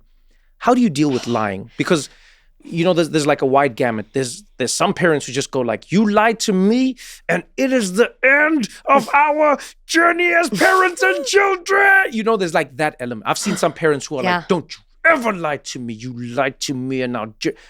And then I've seen some parents who go like, "Oh, you lied to me. Well, good luck." And they retreat in a different way. And then there's parents who go like, "You are a liar. You don't have a true bone in your body, you lying liar of lioness." As you can see, Trevor was raised by New York City detectives. No, but I why I love observing this, because I often observe how the child is responding to these things. So one of my best friends, I remember saying this to her, because she was saying like her child never lied to her, then like one day did, and she was like, "I can't believe you lied to me." It was this whole thing, and I said something to her based on my experience as a child. I said, I'm not a therapist, I have no professional expertise, but I said as a child, as a professional child, I lived my whole young life as a child. Professional. As a child, I have many years of being a child. I said, do yourself a favor. Next time you're going to ask your kid something that they're going to get into trouble for. I said, give them time to answer you. So I said, ask her, go like, "Hey, did you eat the thing that I said you weren't supposed to eat? Don't answer me now. Go away and think about your answer, but come back when you're ready to answer me." And she was like, "Why?" And I said to her, because I know for me as Trevor, sometimes the answer I was giving was just the answer in the moment, because I was just like, "Of course, this is the right answer. Did you eat the thing? No." Yeah. And it's like, "No." And I'm like, geez. Now I don't want to be a liar, so I can't go back. Now I've got to lie more to get out of the lie. So let's talk a little bit about lying. Right? I love this topic. And I actually just put up something on Instagram, which I mean, like why I want my kid to lie to me when they're young, right? I think you want your kid to lie to you? Yes, definitely when they're young. I want to figure this out with them when they're 7 and 8, not when they're, 16, 17, and 18. The stakes are a lot higher, right? And so a couple things. All the examples of the responses, all of them were different versions of collapse of curiosity, right? It's just really interesting that what the hardest thing to do is to say why. Sometimes we say why as an accusation. Why would you lie to me? That's not a question. It's just an accusation with a question mark. Yeah. But why, truly? Inquisitive versus accusatory. Yeah. Why would a kid lie? And I actually find for parenting, some of my best ways of understanding my kid before talking to them is just to ask myself that question. Well, why would I lie to someone I love and respect? Because parents often think it's because they don't respect me. It's like the most selfish interpretation. Like, I don't know, if my husband said, "Did you pick up my prescription for me?" and I forgot. The idea that I would lie because I don't respect my husband is like so absurd. Like, look at this loser. Like, dude, look at this lazy loser. What a dumbass. What a dumbass. I'm going to lie to him, this dumbass. I love your plausible deniability character that you put on. Like, I wouldn't. Then you come back. But I was saying to him, "Oh, man, I wouldn't. Did you get my prescription? Man, watch what I'm going to do to this dumbass." The pharmacy was closed, you stupid ass, dookie dumbass. I'm dying. I love your alter ego. It's so cool. It's really a good one. With her for an hour. I think I want you dead, but I don't pick up your prescription. Oh, man. But how many times do you hear parents interpret their kids' bad behavior through the lens of disrespect? Yeah. It's actually 100%. It's contempt. Absurd. It's never true. Yeah. Right? I wonder how much of that comes from like colonialism and empirical structure. Like not like black, white, anything. I'm just saying structures where they were told, like the king wanted respect. Yes. And then we all as the people and the peasants throughout time have gone, the respect is the thing that we all want. Yeah, but I think it's contempt, right? It's people going, "Who do you think I am? Yeah. To do that to me." Well, I think it is just passed on. That's what we were told. Yeah, we acted out. Right. These are not our words originally. No baby's 100%. like, "I think I'm lied to," because there she is. There she is. There she is. I found her again. My alter ego. Okay, so why do kids lie? Why would I lie to my husband in that situation? Well, most of all, I would lie, ironically, because I felt bad, and I don't even want to face the reality myself. That's why most of us lie. Yourself. We don't want to see the truth of the thing we did, because then we'd have to feel all the feelings again, and we don't really want to do that, right? So number one, kids lie because they don't want to face the truth and all the messy feelings around it. Right. Number two, and this is really important, especially for young kids, the line between wish and reality is much murkier than it is for adults, right? I hear my kid, right? I hear my kids say, I went to Disneyland. I went to Disneyland. And you're like, my kid's lying. They've never. I love it. I never went to Disney. What? That's so funny. I'm going to use my inside voice, don't worry. You can fill the character again. I don't know if I can. I don't know if it's safe here anymore. You're safe. I'm reassuring you. But my kid is talking to friends and wishes they went to Disneyland. Of course they do, because they wish they still had a grandma who is alive. Yeah. And that wish is something they're playing out, or all their friends went to Disneyland. And it's not to say it's not a lie. It almost doesn't matter. It's a wish. Imagination. It's a wish. Yeah. Line is so it's so fuzzy, And thin. and then the other thing that's really important, going back to attachment. Attachment drives kids, primary evolutionary force.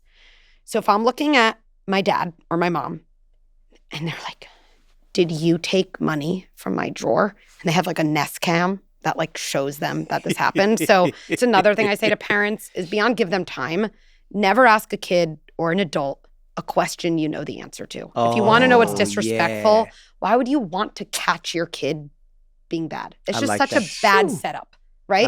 Bad setup. It's a bad, but let's say I didn't have a Nest cam and I thought my kid, right?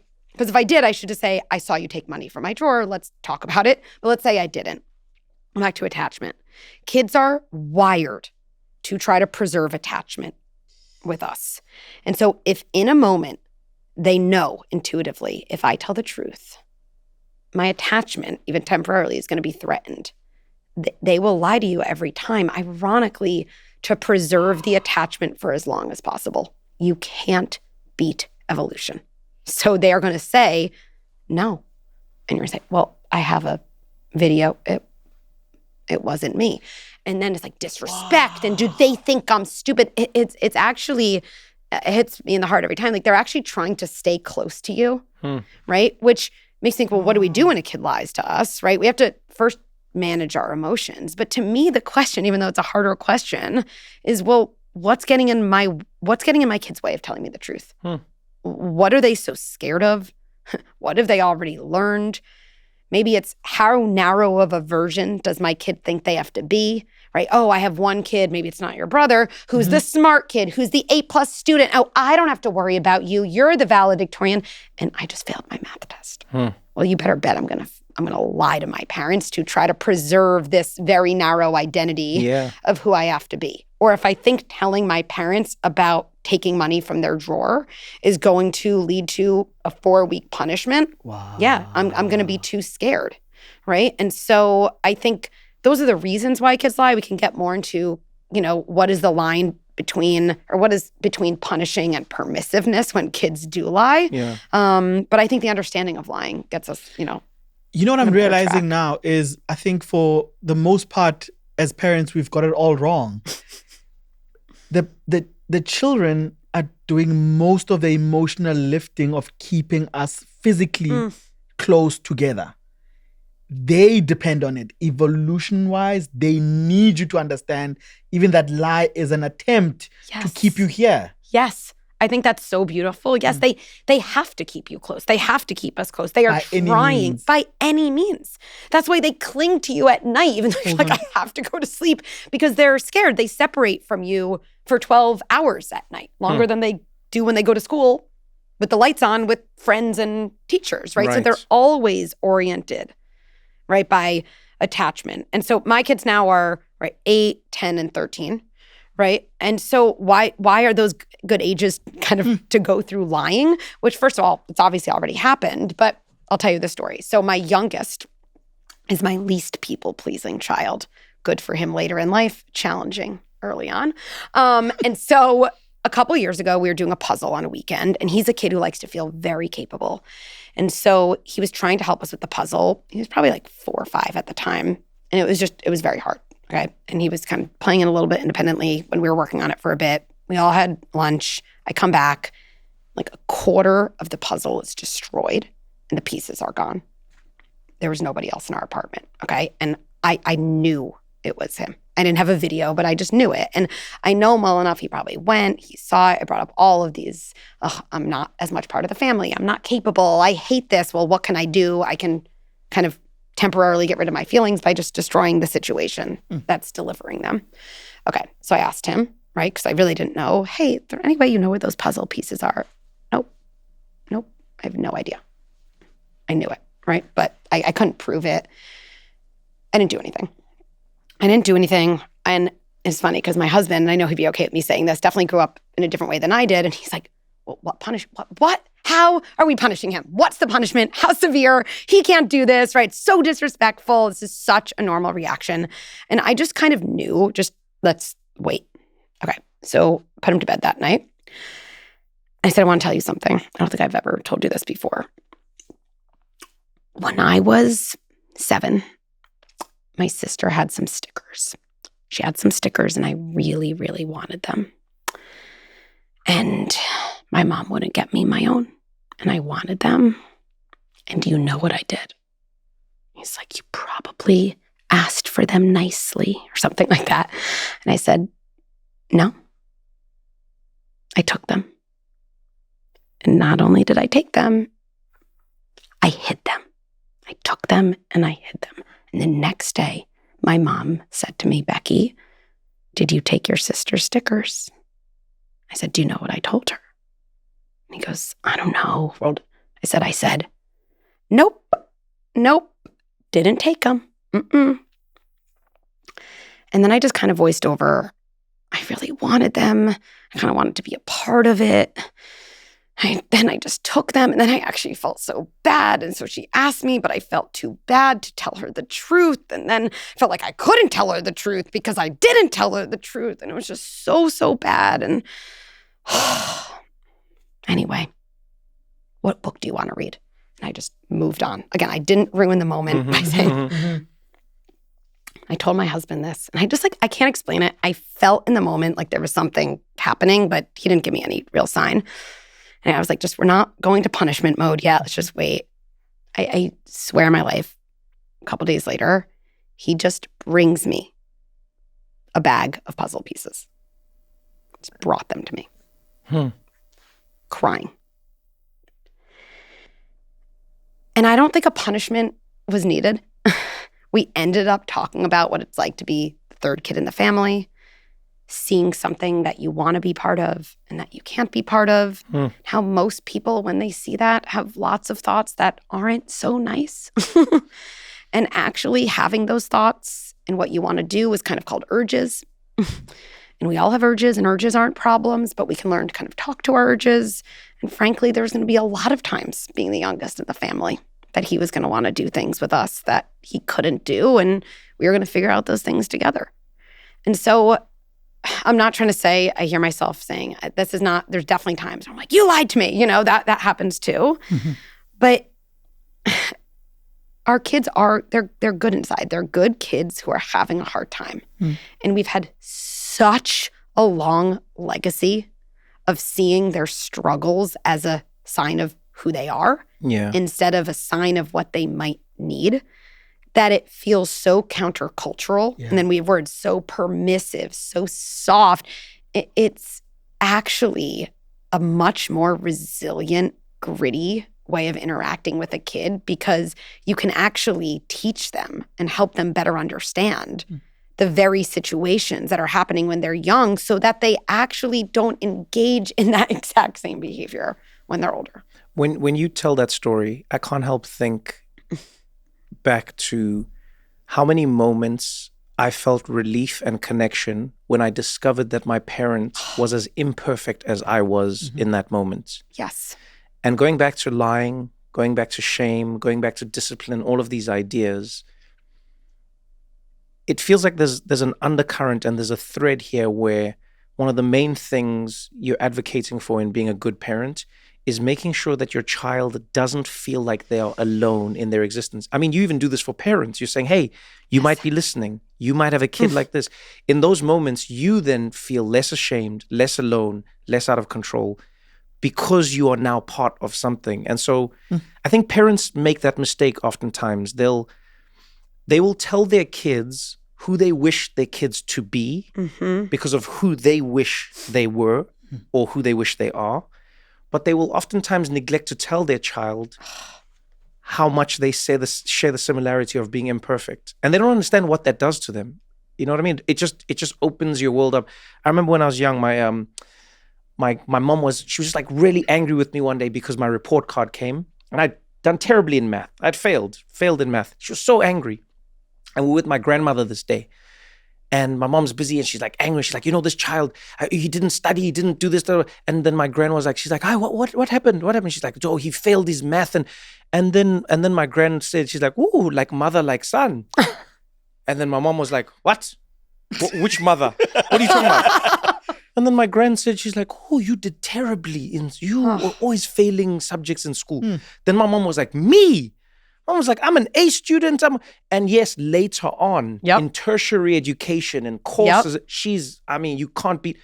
But in that, she had completely, and no joke, she had forgotten that. And she's like, what are you talking? And my grand then turned to me, she's like, your mother, never wanted to do homework, always failing her math. And I remember like looking at my mom.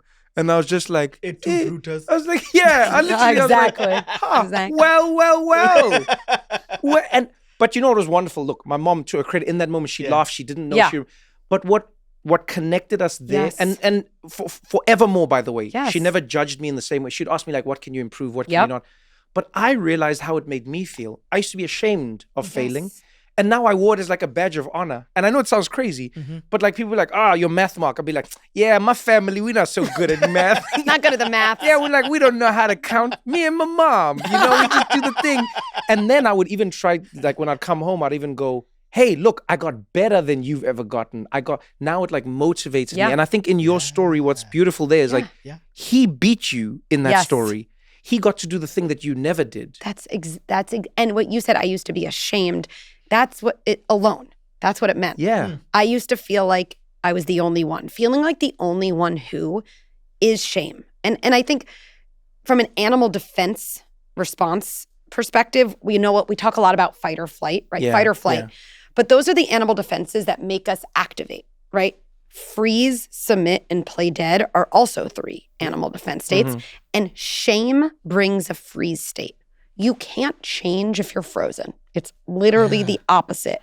And so as long as you feel like the only one, you are frozen. You could only, if you wanted to, get help in math or work on math if you feel like you're not the only one who. Right. Right? And so telling your kids stories, and I saw a dad on my last book tour, and he said, I heard you in my head this morning. My son would not put on his shoes.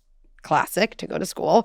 And I tried all the things, right? And he said, and I heard my own dad in my head, the yelling, the threatening. And he's like, I even said to my son, I'm going to get fired from my job. It wasn't true. And we're like, never going to go on vacation, right? And then he's like, I heard your voice. And I took a deep breath. And this is what I said to my son. When I was your age, there were mornings I didn't want to go to school. And he said, I kid you not. My son just looked at me because now there's a connection. He said, there were. And he just wanted to hear more. And as I kept telling him more of this story, which obviously mirrored his struggle, he was fine with me putting on his shoes. We got the shoes on. I kept telling the story all the way until the drive to school, right? It's like our kids are almost screaming in their behavior, just tell me I'm not the only one. And once that happens, it might not get you 100% of the way, but it's like the door that has to open for the room of all the other good things. And I guess from what you say, I'm kind of picking up that sometimes all the skills that we lack and all the tools that we don't have will manifest themselves in different ways in our parenting. For example, guilt and overcompensating. If you don't want to apologize, you'll overcompensate as a way of showing how sorry you are, but you're actually making the situation worse because you're not imparting tools to your child that they can later, as emotions, use to deal with situations. Absolutely. When we talk about this, there's some core tenets I'm realizing in Good Inside and what you're getting to. One is community, and we take for granted that community literally starts at home. Yes. If a child feels like they are part of a family and that family will always be a part of them, It means they get to interact with themselves and the world differently because they feel like there's always home base. Yeah. You know, they're not worried that it can go away. It's always there, regardless of their action, because who they are is always accepted. And the other one I keep hearing you talk about is like truth. And truth, not in the way that we think about it, but in the way that it's actually expressed. When a parent tells a child that they too lied and they too stole and they too made a mistake and they too failed, you're telling the truth of who you are. And then the child then gets to process you, because there's nothing more isolating than feeling like you're the only failure in your family, the only person who's ever stolen, the only person who's ever lied.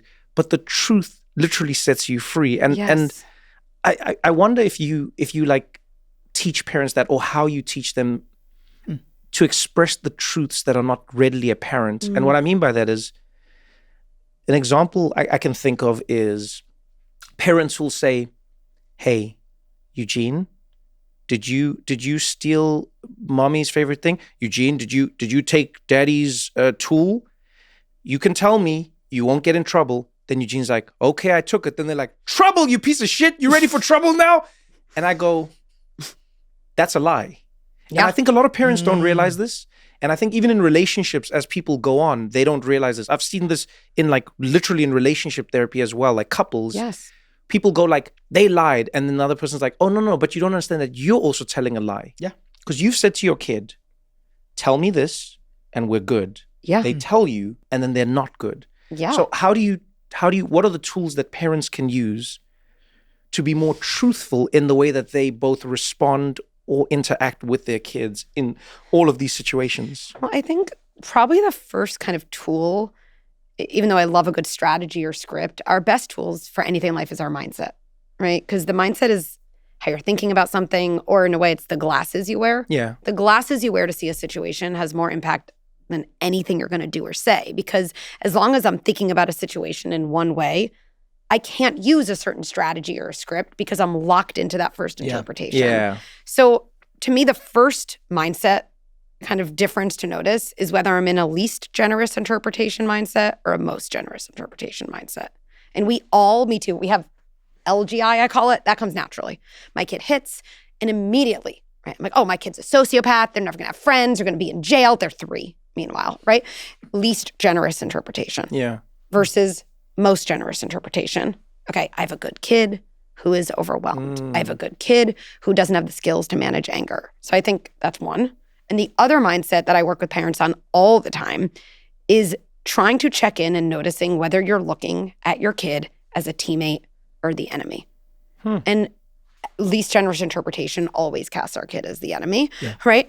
But when you start to see your kid as a teammate, kind of like a good coach, right? If you're a coach and you have a player who's missing layups in every game, even though in theory they know how to make layups, it's the same thing. No coach these days. Can you imagine a youth basketball coach like, "What's wrong with you? Go to your room until you can make a layup." And the parents are like, "I love that coach. That coach doesn't take bullshit from anyone." You know, you're like, what? Like, what are they doing in their room? You want a coach who maybe pulls the kid out of a game. Maybe they're not playing well. That's kind of the boundary. And then says, "Let's get into the gym early tomorrow." And you know what a good coach would probably say?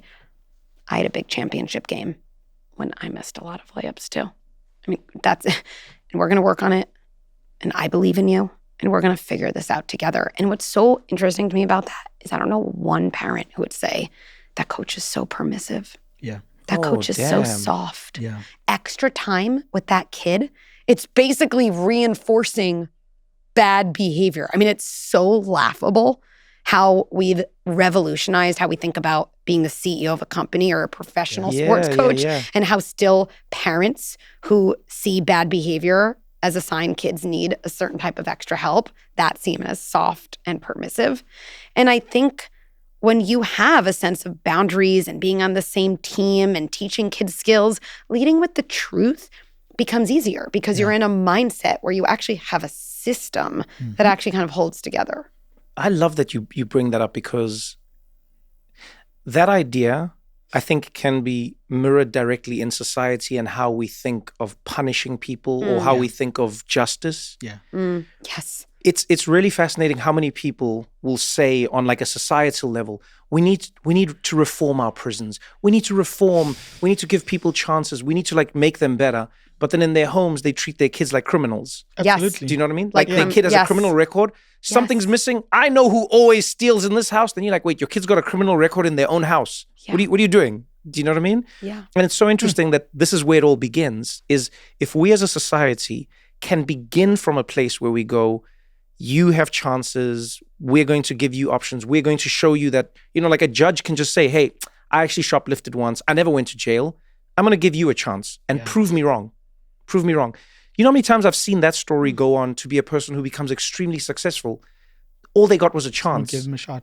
If I give you a criminal record and if I give you a chance, you're the same person. The difference is one of you gets the opportunity to become the person that I think you could be. And as we sort of wrap up, and I think about all of the lessons that you've taught us here, I want to know why you've honed in on the parent and their goodness as well, because this is such a beautiful element that I didn't see coming, honestly, and yet it became the most important in all of the work we get into. You talk about generous, less generous, and more generous.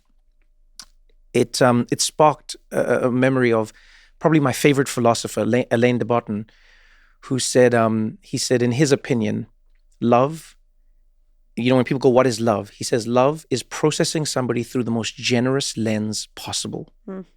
That's all it is, processing through the most generous lens possible. And then I found myself thinking while reading your book and thinking about parenting, why is it that people will often be the most generous with a pet?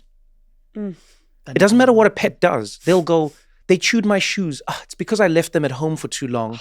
They peed on the carpet. It's because I made them nervous and there were fireworks. And you'll see people, they go like, but they're a rescue. You must understand all the things. The reason they bit you is not because of them. It's because of how you move towards them. And this is a beautiful, generous way to see them. Yes. But then with their kid, you'll go, why did your kid do that? Good question. Little piece of shit. I don't know why they do anything. And you do something that's so beautiful at the end of the book and in your work. You flip the lens on the parent and you go, I need you to remember that you are good inside. Why is that so important? And what are you trying to teach parents of children who are trying to see the good in their kids?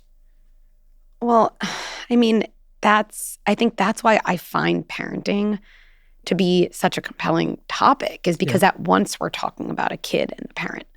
You can't help your kid if you're not doing some type of internal work. And anything that's new feels really uncomfortable. That's our body's way of saying, this is new. I don't really have a circuit for this. It's kind of like skiing down a ski slope that's never had a track, right? That would feel really awkward and uncomfortable. And for most of us, in human relationships, compassion is very new. And so new is registered as dangerous. I think so. Compassion feels dangerous. I see it. When I talk about kids' behavior through a more generous lens, parents, so you're saying my kid's just going to be like this forever? Like, compassion feels dangerous because it's new. And so in the name of, yes, both helping kids, but also helping adults, we have to start with the adult. Like, I just firmly believe every parent loves the heck out of their kid. And every parent is doing the best they can with the resources they have. And if they want to do something differently, or they want to break cycles or have some type of intergenerational change doesn't start by changing your interaction with your kid. It starts by changing your interaction with yourself. You have to change something internally to give out something new, right? I feel like there's a visual, almost a math equation of that. And so, yes, I think being more of the parent you want to be to your kid probably starts with recognizing the good inside yourself. Dr. Becky, this was as wonderful as I hoped it would be. Thank you so much for the work you do. Thank you. Yeah, because I think all of us take for granted that every single person we meet in the world is the way they are, oftentimes because of how they were parented. And if all of us got the hugs, the recognition, the repair, the trust, and the reassurance that we deserve, the world might be a much, much, much better place. So thank you very much for joining us. This was amazing. Thank you. This was really great. Thank you. Also, you got Trevor to say piece of shit twice. Oh, good. Is that more than the average? It's never happened before. Oh, wow. This episode is presented by Whole Foods Market. Whole Foods Market has everything you need for the holidays, whether you're a guest or hosting the big dinner. Whole Foods Market has convenient and cost-friendly finds that'll delight everyone at your table, plus great gift ideas, all of which follow the Whole Foods Market's strict ingredient standards. Shop for everything you need at Whole Foods Market, your holiday headquarters.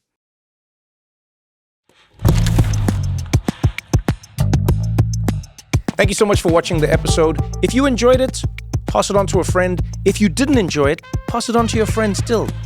Let them suffer for a change.